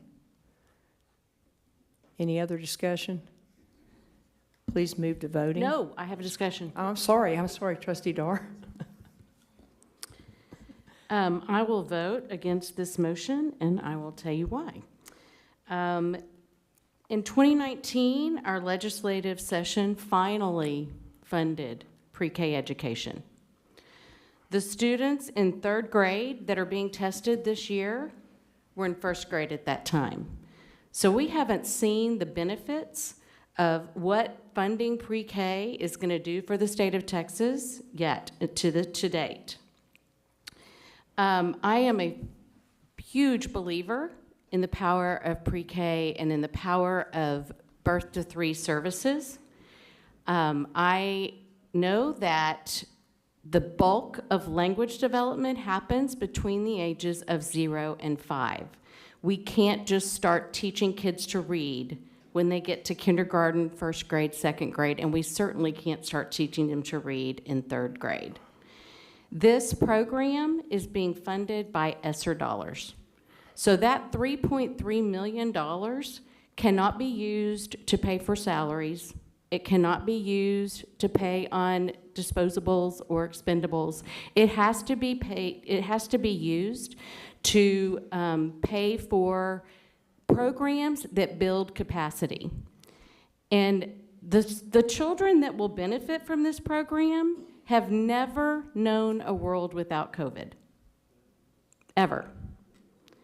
They were born into a society where they were living in their houses for the first part of their lives. That's a big deal. And using the money to build that capacity in our preschool students so that we can reap the benefits is a good use of ESSER funds, in my opinion. I also want to point out that this board had access to some additional data that was not included in the board book. And that is a presentation that Dr. Sorensen sent to the board regarding the significant improvements that when Dallas ISD invested in this program, the gains, they saw a 12% gain in less than 7 years. And that's a lot in third grade reading. That's 3,250 more students in Dallas ISD that are reading on third grade reading level. I hear the public when they say our third grade reading scores aren't good, and I agree. But we cannot wait, our children cannot wait to put programs in place for when a new superintendent gets here. This is a program that's going to start affecting kids immediately, and they need that. And to wait would be a disservice, and I'm not sitting in this seat, and I'm not volunteering in this role to wait to put programs in place that are going to positively benefit children. Now you know how I swear I stand on pre-K. I'm pretty passionate about it. Thank you, Trustee Dar. Oh, I would like to request, though, that the presentation that Dr. Sorensen shared with the board be made available to the public as well, so that they too can benefit from that data and read that report that was not included in the board book. Okay, thank you. So we have substitute motion on the table to approve this contract for comprehensive early learning strategy planning at a later date, which would be when the new superintendent arrives. Is that correct, Dr. Rodriguez? Yes, and then I just want to clarify that this is a literacy program, or is it a managing plan, this BCG? Dr. Sorensen?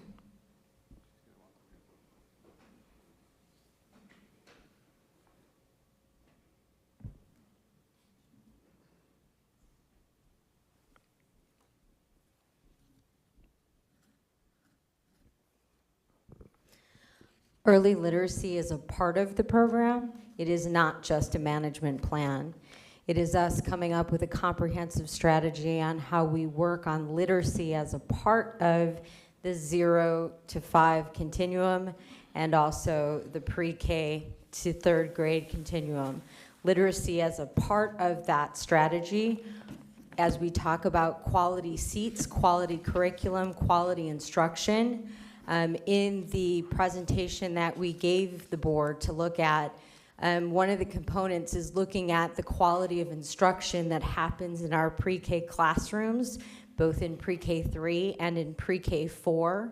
And the examples that they did in Dallas were around using the class assessment and using the gold assessment that we have as a part of our own pre-K curriculum right now. And so as a part of the strategy is looking at the quality of instruction and the professional learning that our teachers get and our teaching assistants get and our principals get as a part of this comprehensive strategy. So it's a strategic plan. As part of the strategic plan. And they're actually going to come in and teach the teachers literacy and how to teach the children to read Well, that's part of our job too, but it's part of the comprehensive framework. We've adopted a new curriculum already here in Fort Worth ISD, Creative Curriculum for Texas, but it's helping us analyze how we're doing that work, helping us think through the professional development and providing the professional development side by side, shoulder by shoulder with us as we implement this new strategy. And also building the infrastructure, the data system, so that we can analyze how we're doing on implementing the strategies. Okay, and they said they had a success in Dallas. Were there other programs simultaneous with BCG in Dallas? Or were they the only game in town? Well, I can't exactly speak to what Dallas did, but part of that ecosystem that Dallas did, which is what we're seeking to replicate here in Fort Worth, is build that community ecosystem, which is why I had talked about our partnerships with CCA, our partnerships with Reed Fort Worth, our partnership with the city, our partnership with Early Learning Associates, because there's a community out here in Fort Worth that is very interested in what we're doing in terms of early learning as a city. I know in the 2.5 years that I've been here, there has been an incredible amount of outreach in terms of what are we doing with this entire continuum of birth to 5 and birth to 4, because that's kind of where we enter into formally into the education of our students. But there's a lot that happens with private child care providers that we want to influence, so that as students enter into our pre-K3 systems, as kids enter into our pre-K4 systems, they're prepared. So how are we all sitting at the table in order to make sure that not only do we have quality seats, but that we're increasing enrollment in pre-K, and that we're influencing what's happening, say, in a mixed care delivery system across the city? Okay, and if the new superintendent doesn't like it, it's just too bad, because it's going to be here? So here's what I would say is there's enough research across the nation around the investment in early learning and investment. I agree with early learning, but I'm just saying this investment right now. I understand about the ESSER funds, but they're going to be here in 4 months. Again, at this point, I would just say that I defer to the board to make the decision that they think is best for our district. I've made a recommendation as the chief academic officer on what I think is a really comprehensive and good move for our kids. And I defer to you and to make the very best decision for our kids and our community. Dr. Sorensen, Dr. Rodriguez, are you finished? Dr. Sorensen, if we delay this until the new superintendent comes in, how does that delay professional learning? What kind of timeline? How far behind will we be if we wait 4 months? What I would say to the board is I take every moment very seriously when it comes to the learning of our littles, which is why I brought it to the board at this time, because summer is an important time for learning for our teachers. It's an important time of learning for our principals. Setting up the year for success. We like to immerse ourselves in really strategic planning over the summer. And so our ESSER dollars are here to develop capacity across the system and also to compensate our teachers to do this really important work. And so getting a jump start before the school year ever starts so that we're prepared when the school year begins, to me, in my professional opinion, sets us up to be behind. I think to Trustee Dar's point, every single moment with our youngest learners who nationwide, when you look at the data in terms of how our kindergarten to second grade students are progressing, because those are the kids who are struggling the most nationally when it comes to literacy, every moment counts. Thank you. Any discussion? Trustee Evans. I want to say that I like what I saw with the presentation that you had emailed us and the work product that we've seen from BCG. I would just ask that in the future we get itemized estimate or quote versus this flat fee. Definitely. But thank you for this. Thank you. Any other discussion? We have motion, trustee Rodriguez, second by Dr. Ryan. Can you please repeat the motion? Dr. Rodriguez, would you like to repeat the motion? Yes, it is to delay voting on BCG contract until the new superintendent is in place.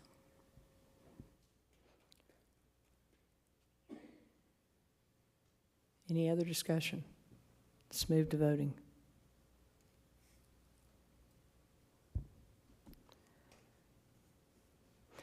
And the motion fails, 3 yes, 5 no. Moving to the original motion, approve contract for comprehensive early learning strategy planning. Do I have a motion? Anael? Second, Dar? Any discussion? Seeing and hearing none, let's move to voting.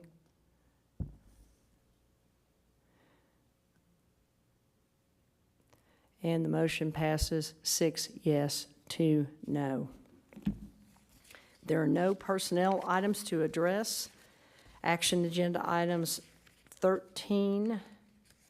We do not have A or B or C or D, but we do have E.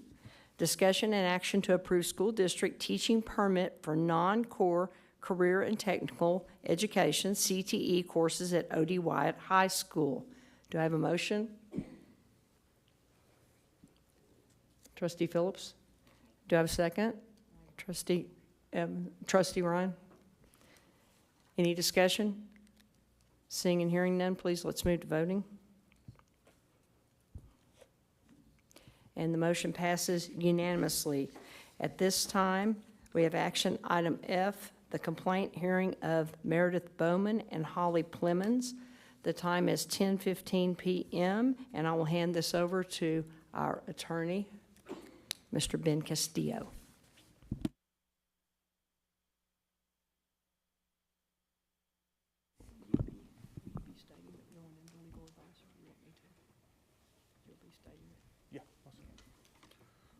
So the grievance may come up to right here, this area of the boardroom.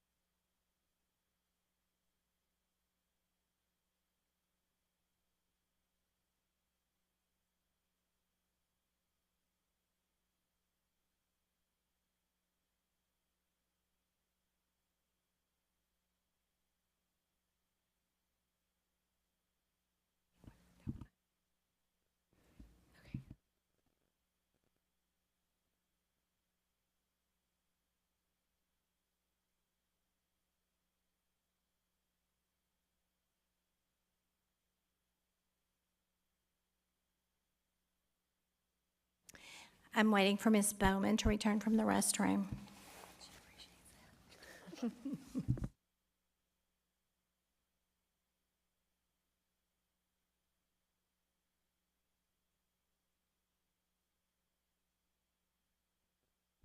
All righty, looks like all parties are present. So my name is Benjamin Castillo, and I will serve as the presiding officer for this hearing. The purpose of this portion of the meeting is to hear the Level 3 complaint of Ms. Holly Plemons and Ms. Meredith Bowman. They have both agreed to combine their grievances tonight. So this hearing is being conducted during a duly called meeting of the Fort Worth Independent School District Board of Trustees convened on Tuesday, May 24th, 2022. This hearing is being held pursuant to the district's complaint policies, FNG, and this hearing will be conducted in open session. My only notice of warning is if you discuss other students, we will convene into closed session. Notice of this meeting was provided in accordance with the Texas Open Meetings Act. I am Ben Castillo, Board Counsel and Presiding Officer for this grievance. For the record, a quorum is present. The following board members are present: President Toby Jackson, Trustee Ann Dar, Trustee Karen C.J. Evans, Trustee Anayel Loabanos, Trustee Roxanne Martinez, Trustee Quentin Phillips, Trustee Dr. Camille Rodriguez, and Trustee Dr. Michael Ryan. We are meeting to consider the level 3 complaint of Ms. Plemons and Ms. Bowman. Ms. Plemons and Ms. Bowman, would you and any representative here please state your name for the record? Holly Plemons. Meredith Bowman. Mary Lowe. Will the individual responding on behalf of the administration please state your name for the record? Mary Lowe. Oh, Sorry. Rebecca Bradley. Thank you.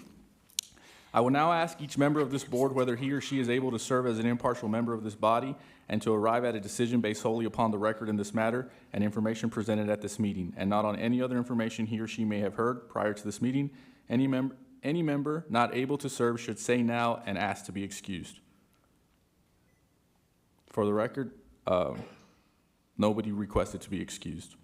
A recording of this hearing must be made. Please avoid talking when others are speaking so that the recording will reflect the proceedings accurately. This hearing will be conducted as follows. Ms. Plemons and Ms. Bowman and the administration, Ms. Plemons and Ms. Bowman will have 20 minutes to make the presentation, and the administration will have 20 minutes to respond as well. This is not a formal legal proceeding, so no strict rules of evidence or procedure will apply. Also, there is no cross-examination. The board is not required to consider documentation or claims not previously submitted or issues not previously raised. I did pass out to each trustee the 2 documents that Ms. Plemons handed to me, so that is officially in the record. There will be an opportunity for board members to ask questions. However, board members are not subject to questioning by the complainant, administration, or legal counsel. As the complainant, Ms. Plemons and Ms. Bowman will present first. I will keep time for the presentations and notify you when you have 2 minutes remaining, or would you prefer some other minute marker?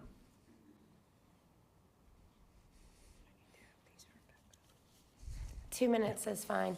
Do I need to tell you guys about that, considering why I'm sending it to you, or no? No, Okay. it'll be in the record. Okay. Okay. The administration's presentation will follow. The grievance initial presentation, Ms. Bradley, I will notify you when you have 2 minutes remaining, or would you prefer some other minute marker? That is sufficient. Thank you. All righty. Following the presentations, the board will meet in closed session with board counsel for advice and may then return to open session to deliberate and take action, if any. Does anyone have any questions or initial procedural matters that need to be discussed? Not at this time. All right. Representative for Ms. Plemons and Ms. Bowman, you have 20 minutes. Thank you so much, Board, for hearing this grievance at this time. This is a level 3. Ms. Plemons and Ms. Bowman have both presented thorough evidence of the surveys being taken during school time of their children. The laws that are in violation are PPRA, the Parent Pupil Rights Amendment, which is a federal law. The federal law requires a written consent that you're going to survey the children. And in Ms. Plemons' case, she never received written consent. The school district's implied that the technology agreement that Mrs. Plemons signs at the beginning of each year gives the district the permission to survey her children. This is not consistent with federal law, and the school district to date has been unable to provide us with the permission of the use of technology. So at this point, you have not provided that you even had permission from Ms. Plemons to use school technology with her children. Ms. Bowman chose to opt out. The questions relative to the 2 grievance are slightly different. I also want to call to your mind that you have violated an Education Code 26.009 and Education Code 5.001, and as recent as May 20th, Attorney General Paxton's opinion states that that school districts may not withhold any information or any data that they gather from a parent, that information has to be provided to them. At this time, Mrs. Plemons has asked the school district to provide the copy of the data that was taken from the surveys of her 2 oldest children over a 3-year period of time from the platforms Rhythm and Panorama. The school district has said that they are unable to provide this information because Panorama and Rhythm cannot provide it.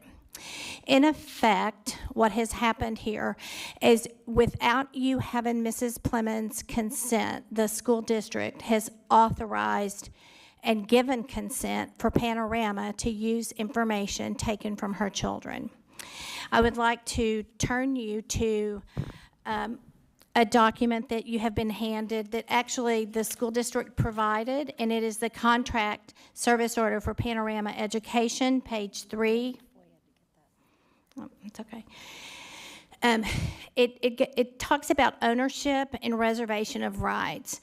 Ownership is a primary mark of a right when it comes to any data for any software program that collects the data. Ownership is always with the individual. And in this case, the people whose data is being collected are minors, and you cannot authorize, you do not have permission to give this company, Panorama, that information or the right to utilize this information. And according to your contract with them, you have given them the right to use it and even to reuse it, which is basically selling that data. It says the right to the data destruction if requested by the client, the parent, during or after the term of this agreement, Panorama will make reasonable efforts to destroy or otherwise render client data inaccessible. Just a minute. So at hand, with Ms. Plemons is that we've asked for the data back from from Panorama, and Panorama cannot locate the data, nor can they provide it. Survival of this data upon expiration or termination of this agreement, all obligations in this agreement will terminate, provided that Section 2, ownership, reservation of rights. So basically, in your agreement with Panorama, what you did is without her permission, you gave Panorama permission. You acted as the parent or the guardian of the child without the authority to do so. And you gave them the permanent record because Section 2 survives even if you cancel the contract. So we have minor children who have answered questions on surveys without the parent knowing about it for a period of 3 years. And we don't know what that information is because you can't provide that. This child's information, which is protected by civil code, to not carry forward into their adult life, it is a state law that our children are protected, and as minors, what they do or say at that time of their life does not carry into the emancipated life at 18. There is no way that these children, what they have done as minors or what they have answered, can be protected because you can't access that information to give it to Ms. Plemons. So this is a very, very egregious breach of her right as a parent and her right to enter into a contract on behalf of her child. To go further, it says that the practices and procedures must prohibit the use. This is your, for counseling and mental health, it's a legal document, what you're legally required to do. The practices and procedures must prohibit the use without the prior consent of a student's parent or guardian, of a medical screening of the student as part of the process of identifying whether the student is possibly in need of early mental health or substance abuse intervention or suicide prevention. Education Code 11.252, nothing in these provisions is intended to interfere with the rights of parents or guardians and the decision-making regarding the best interest of the child. You have violated Ms. Plemons' right to protect her children. In the future, this data could come forward in the world. These children could grow up and apply for a job, and this information could come forth. And we don't know what's in there, so we don't know if it would prejudice an employer or not. But because we don't know what's in there, you've exposed and are risking the future twinning, artificial intelligence, and data gathering to create a social profile on a child who you have been entrusted with because you have not followed the law or the guidelines in surveying children. I'm now going to ask Ms. Bowen to tell you what happened with her child. Yes, I opted out. I just went ahead and emailed the principal and said, we are not doing this. I was given the okay, that's fine. My daughter went to school, and the day that they did the survey and she did not fill it out, a few days later she was called out in class and identified as a student who had not filled out the survey. She went to another class and was called out again to actually fill out the survey. Fortunately for me, my daughter is very strong-willed. My other daughter, not so much, and she's already graduated. But this particular child of mine is very vocal in what she will do. And so she knew I had asked her to not do it, so she did not. However, if it had been another child, if it was my older child, she probably would have. I'm just very concerned about this being done for other children where their parents do not know this is what is happening. As a teacher myself and as a parent, this is what I'm filing for, and I want the surveys to be gone. This does not need to happen to any of our children. There shouldn't be an option to even opt in or opt out. You shouldn't even be surveying our children for anything of what is going on with these, especially without us knowing exactly what's going on.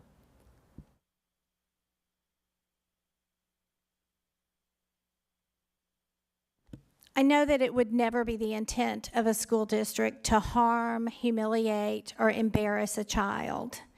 But that is what has happened when the proper process is not gone through and parents have been given the option and know that they take the option. They don't want their children to be asked questions such as, do your parents fight? Do your parents drink? Have you had sex?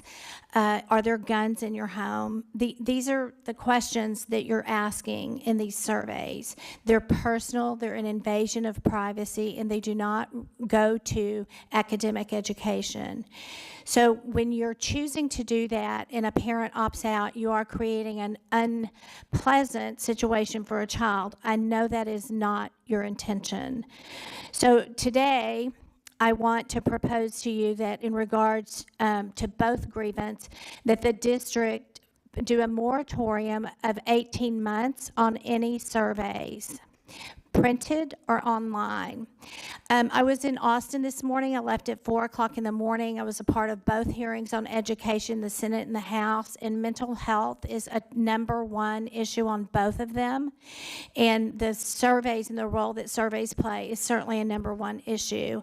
And parents' rights is very much being considered in how these are going to be allowed based on new legislation is going to look different in 6 to 8 months. So I'm just encouraging you to lead and to focus on academics and step away from this area because it has caused harm to students. We're looking at 3 right here, and I know that if we were to open a class action lawsuit, we would probably have a number of parents join that class action lawsuit where their rights have been violated. If you, in addition to violating the rights, both parents would like an affidavit from the platforms, Panorama and Rhythm, and any other platform that you may have used that the parents are not aware of to survey children in regards to mental health or emotional well-being, that you would provide an affidavit from them with a copy of the data that they have harvested from these children in the surveys, that stating that they no longer house any record and that the record has been ablated. Finally, if you cannot do that, then funds are going to be needed for both sets of parents to represent a defense should any of the information that you garnered illegally come forth in their adult life and harm them any cause because you have garnered this information illegally. Do you have any questions about what we're asking for? The board will have the opportunity to ask questions after both presentations. Okay. So in regards to Mrs. Bowman's evidence, she did not submit any written evidence or any evidence of the survey because her child did not take the survey. In Ms. Clemens' case, she did submit evidence at both level 1 and level 2 of the grievance showing where the survey was done. The school has not questioned that the surveys were done at this point. If there's a question on that and we need to go back and introduce more evidence, we certainly would do that. The evidence of the law, I don't believe you need that re-entered. You have that file. The one thing that I would say that you don't have is that the technology resource, when you go to the technology resource, what the school provides is a page, and then when you go to the landing, it's actually not there. And the school has not provided that information as well. So we sit here today with parents not being able to trust the school district.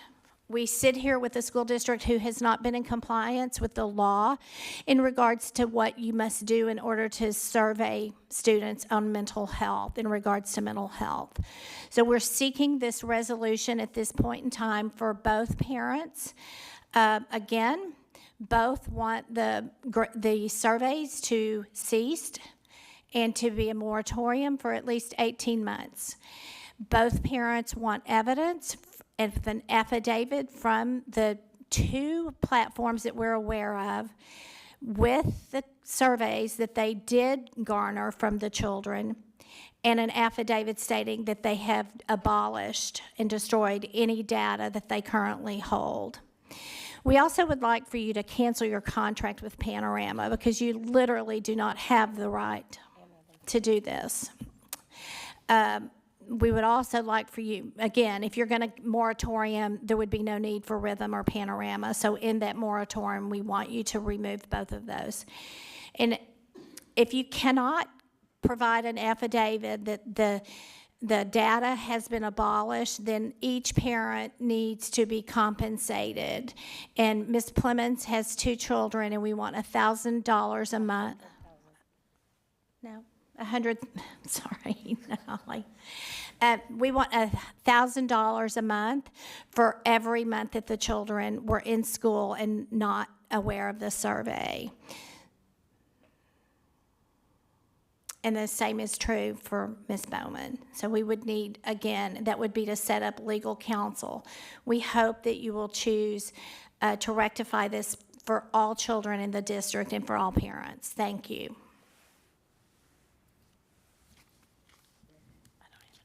Thank you. Ms. Bradley, you may proceed. Thank you. Good evening, Mr. Castillo, President Jackson, and Board of Trustees. I appreciate you taking the time, and as an initial matter, I always want to commend complainants for getting through this process. I know that it can be cumbersome and a little bit intimidating, and for just being an active participant in their child's education. That is very commendable, and your assertion of your constitutional rights. With that in mind, throughout the grievance process, both Ms. Clemens and Ms. Bowman inaccurately state the law as it applies to surveys. Additionally, throughout the process, Ms. Clemens and Ms. Bowman are making systemic complaints about the surveys on behalf of all children and requesting systemic changes on behalf of all children, including moratoriums that we've heard tonight as a new remedy. In looking at that, these parents do not have the ability to make a complaint on behalf of all students. There is no standing to do that. And in fact, to do that would then impede on other parents' individual parental rights to assert their rights on behalf of students. Board policy F&G has a purpose to provide standing for complaints related to a parent's individual student, not provide standing or the assertion of parental rights over all students within the district. Ultimately, this entire grievance is related to a locally funded, optional, ungraded, unmandated survey regarding student and adult social emotional learning in an effort to provide targeted instruction in the area of social emotional learning, particularly coming out of a pandemic that has had widespread implications. Looking at the conferences and throughout the process, the complaints have continued to evolve, expand, and change, despite the requirement in board policy FNG local that requires that the local record be made at the level 1 and considered at level 2, and then considered tonight. Therefore, on behalf of administration, I object to any new information that was not considered at the level 1, including the newly requested remedies of a moratorium for 18 months that was not asked for prior to tonight, the affidavit from the platforms that again was not asked for prior to tonight as a requested relief, as well as the funds and the monetary compensation that was not asked for prior to tonight. And board policy FNG local is clear that it has to be based on the record and the issues presented below. In looking at that, the PPRA was adopted in the 1970s, before the internet, before all of these things. And without waiving those objections, the PPRA is simply not applicable. I encourage you all to look closely at the Student Privacy Policies Office guidance document found on page 184 of your record. Not one of the 8 items listed in the protected information, in the list of protected information, is being sought by the district in the surveys that were provided as examples. When you look at the purpose of the survey is to assess the climate of a school environment, to assist the district in identifying and removing barriers that may be inhibiting students' learnings, and allow for the district to adequately allocate resources to provide meaningful support to parents and students. Under the Every Student Succeeds Act and specific grants, funding may be tied to surveys, or it may help the district use data to receive additional grants to provide resources for teachers and students. It is in no way related to the student's mental state or family's mental state that may be embarrassing to a family, which is one of the categories of information listed under the PPRA. There's no effort to diagnose or administer a psychological examination, and it is not a required survey. Again, it is optional. To interpret the questions outlined in the survey as psychological assessments would be the equivalent of a check-in from a teacher. How are you doing today? What does it look like? How are you feeling? If we start to limit those questions, then we are no longer removing barriers to student learning in the classroom. Even assuming but not conceding the surveys fall under the PPRA as asserted by the complainants, the request for the opt-in option that was requested at prior levels is not legally required under the PPRA. The PPRA requires school districts at most to notify parents or allow parents to opt their child out, which, as we heard from Ms. Bowman, was allowed.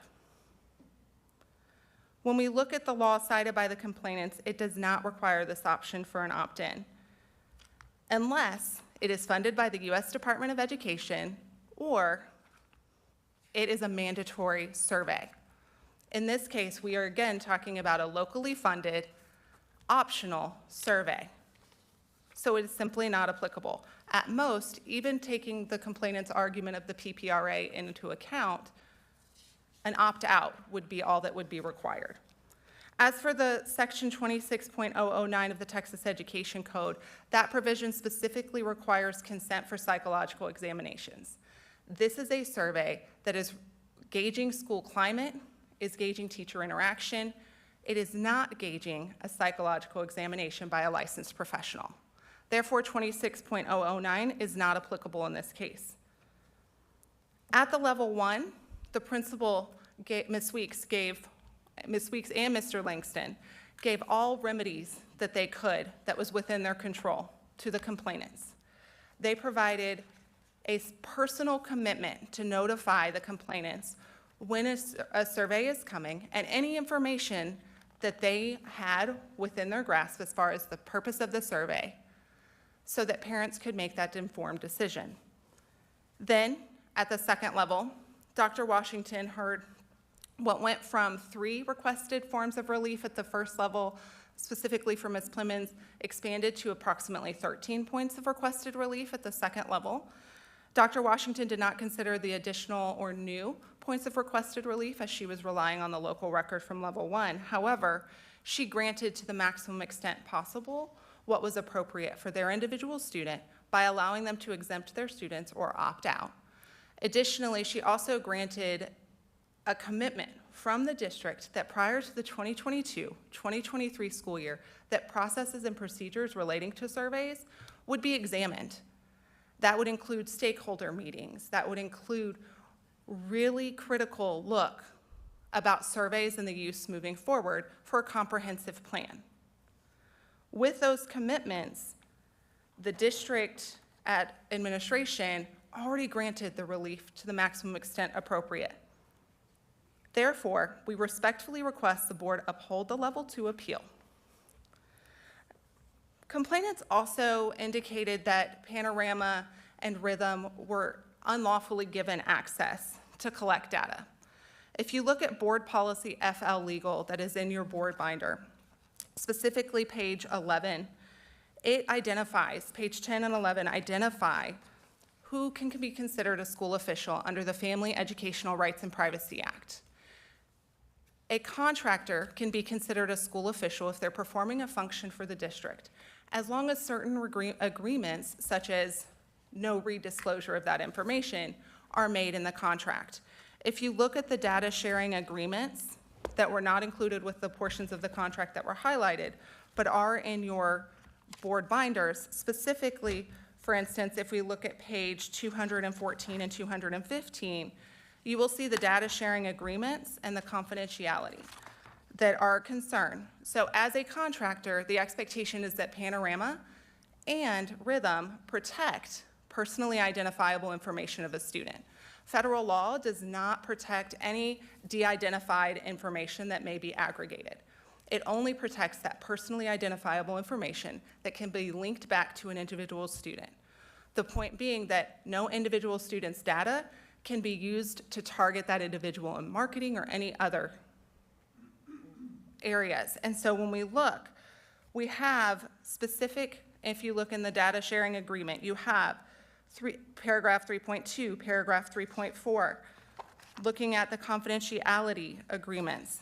These are in the agreements already with contractors, and they are able to access that information. However, according to their agreements, they do de-identify that information, which is likely why they can't pool that information for Ms. Plemons or Ms. Bowman upon request, is because they no longer have it in an identifiable format.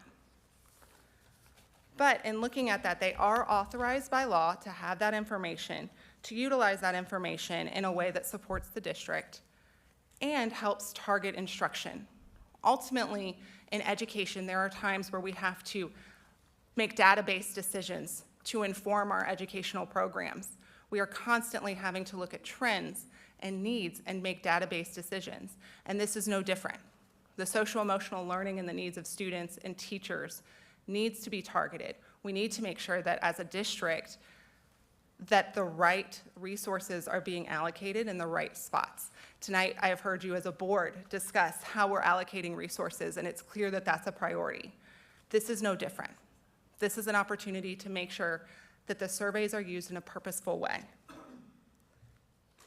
When we look at that mental health component, again, that is a requirement under Texas Education Code, and we're not taking away parents' rights. The district values parents' participation in parent rights. And so to think that that is an attempt to circumvent parent rights is simply not the case. Therefore, based on the record, the district administration respectfully requests the board uphold the level 2 appeal response, which granted the district's commitment to looking at the survey process and granted the individual remedy to the complainants for their children. Alternatively, if the board believes that action should be taken tonight, then district administration would like the board to modify the requested relief to require district administration to explore an opt-out provision and that transparency and that process of prior notification. Thank you. First of all, Hold on real quick. So I imagine that you have a response, correct? I do. Okay, so from your original 20 minutes, you have about 5 minutes and 34 seconds for your rebuttal. Okay. First of all, the classification of rhythm and not being psychological data mining is simply not accurate. Panorama, this is from a recent complaint filed with the state. Panorama and rhythm, children are being surveyed or assessed on social and emotional issues. A number of parents have claimed they did not give consent. Panorama, these are more than just surveys. The company keeps a dashboard on children. How many parents were told? That's 34 CFR 98.4C of the PPRA. PPRA is a perfect application for this. It is absolutely spot on. It's being used throughout the country because of it protecting parents' rights. You do not have the right to ask these questions. These questions are not of a information that help the district. As a matter of fact, when we ask the district doesn't even get the results of the Panorama survey. Panorama holds the results. So if this is something that's being used to help direct the district in formulating academic resources or mental health resources to a student, you need to have that information, and you're not getting that information. One of the questions is, do you have a teacher or other adult from school who you can be completely yourself around? Do you have a family member or other adult outside of school who you can be completely yourself around? Do you have a friend from school who you can be completely yourself around? Now, rhythm, she's right. They're little emojis every day. Check in. How do you feel? How do you feel? And if after 3 times in 3 consecutive days, a student says that they feel sad, well, CPS knocks on your door. So I'm not really sure what the intent of the district or your attorney to falsely represent what Panorama and Rhythm do. You can go to their websites, and they're very much responsible and open and transparent as to what their purpose is.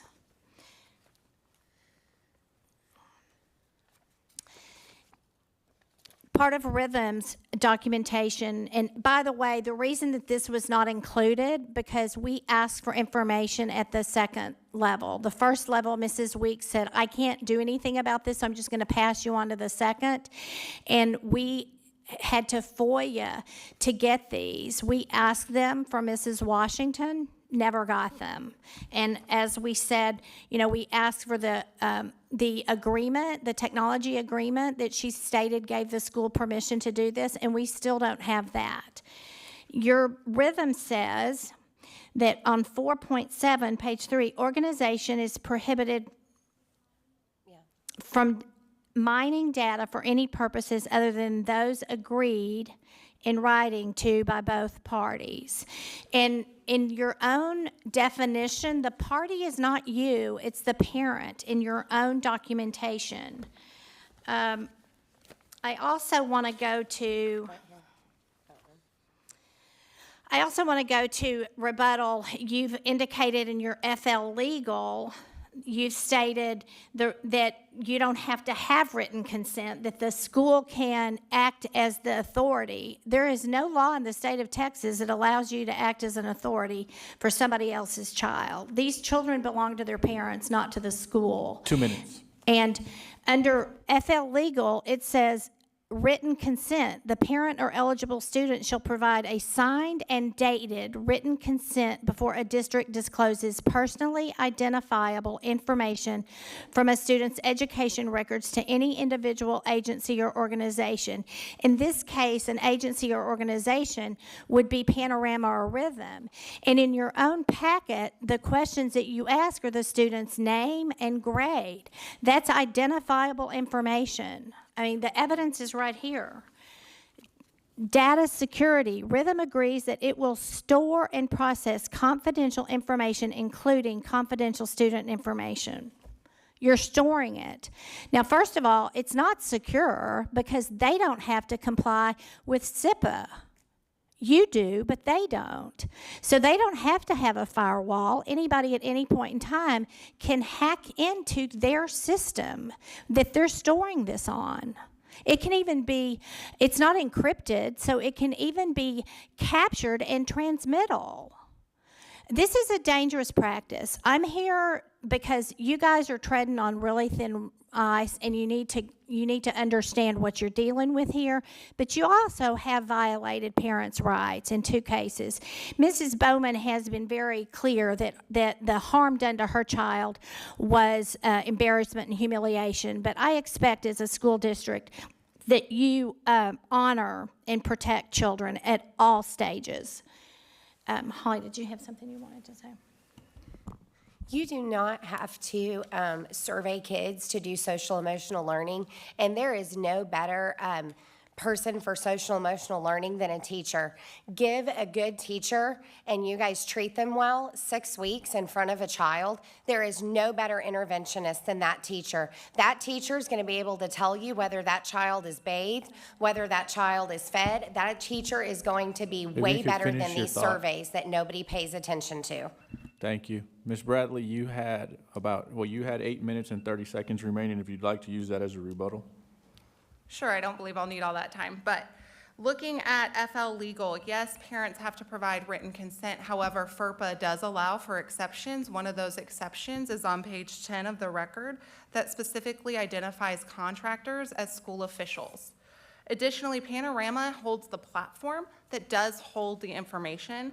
However, the district utilizes the results that they see on the platform that has been disaggregated to create that targeted social emotional learning opportunity for students. Additionally, when we say it's not psychological, it's not attempting to diagnose. It's not attempting to provide a psychological examination by a professional. They're simply surveying school climate.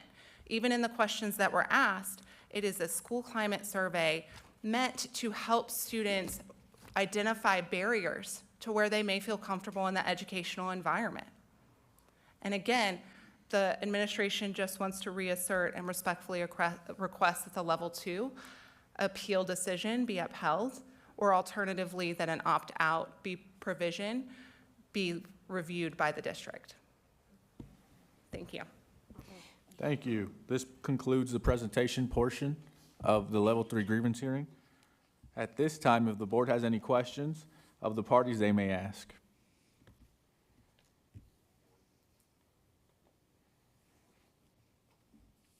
Alrighty. This concludes the hearing portion of this proceeding. At this time, the board will excuse the complainant and the At this time, the board will go into closed session to consult with its attorney pursuant to section 551.071 and 551.0821 of the Texas Government Code. The board will then reconvene in open session to deliberate and take action if appropriate. Thank you very much.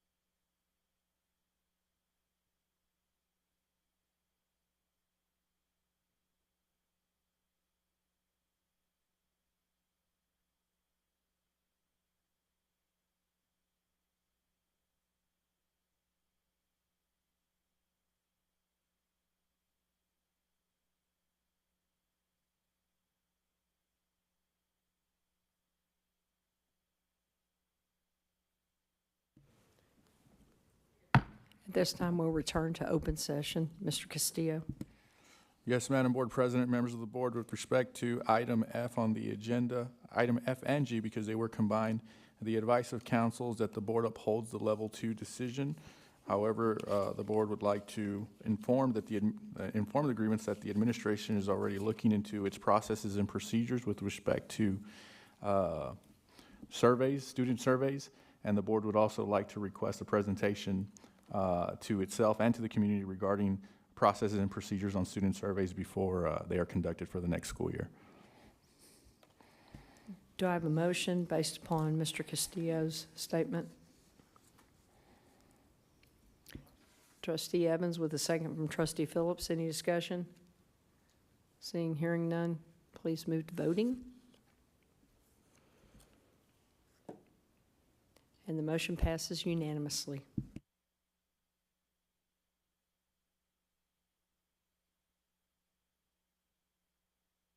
This time we'll move to 14, comments by board members. Trustee Dar, do you have something for us tonight? I do. I'm going to let some pictures come up on the board.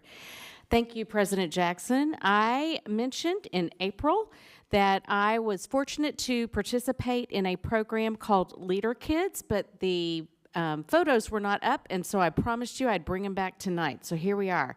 Leader Kids is an operating program of Leadership Fort Worth, and it is in combination and cooperation with Fort Worth ISD Student Support Services and the TCU Leadership Center. For several months, between October and April, this group of students, all middle school 8th graders, met monthly to plan and prepare this fantastic, this is a particular mural, and I'll go through some of the pictures, so just keep them going. Their mission statement is to develop leadership abilities in middle school students through community involvement. There were 23 Fort Worth ISD middle schools that participated. I would like to specifically thank several people in our community: Lavelle Turner, Ruben Orozco, John Gunderson, Alan Barr, Lawrence Ewell, Velma Coleman, Patty Cox, Cheryl Rogers, Aaron Sproul, Sarah Bradley, Will Carter, Ann Barr, who is the Leader Kids Program Director, Miriam Harris, who is the Leader Kids Volunteer Executive Director, and Jennifer Trevino, who is the Leadership Fort Worth Executive Director. It was amazing what these kids did. All of this was done in one afternoon. This is the quiet room that they created for kids when they need just a little bit of time to kind of get themselves back in check and calm down, or need a place just to kind of peace out a little bit. This is a bench that the kids actually crafted. They measured, they built, they cut the wood, they put it all together. They also created a play space outside with, that's the best foursquare I've ever seen. And there was, this is Twister. They're the Panthers at Hazel Harvey Peace Elementary School. And these are the benches that they created for at their outdoor learning space. And it now can also become kind of a classroom space. So anyway, these are great kids doing great things in Fort Worth ISD. And I appreciate Leadership Fort Worth for being a part of this and a partner with Fort Worth ISD to make learning spaces better for kids. Thank you. Field trip, Hazel Harvey Peace Elementary. It's pretty awesome, y'all. You'd love it.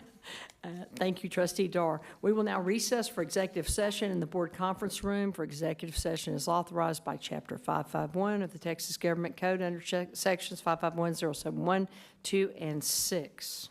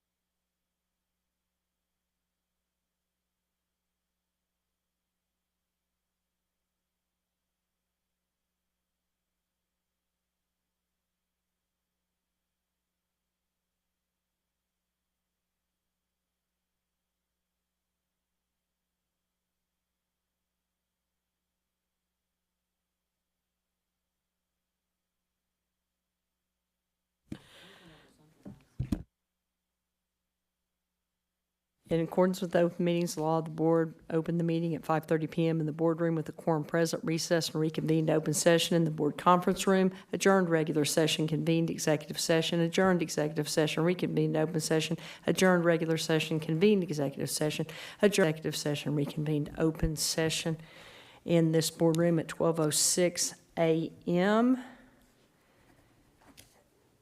with the quorum present. And on that, we are adjourned.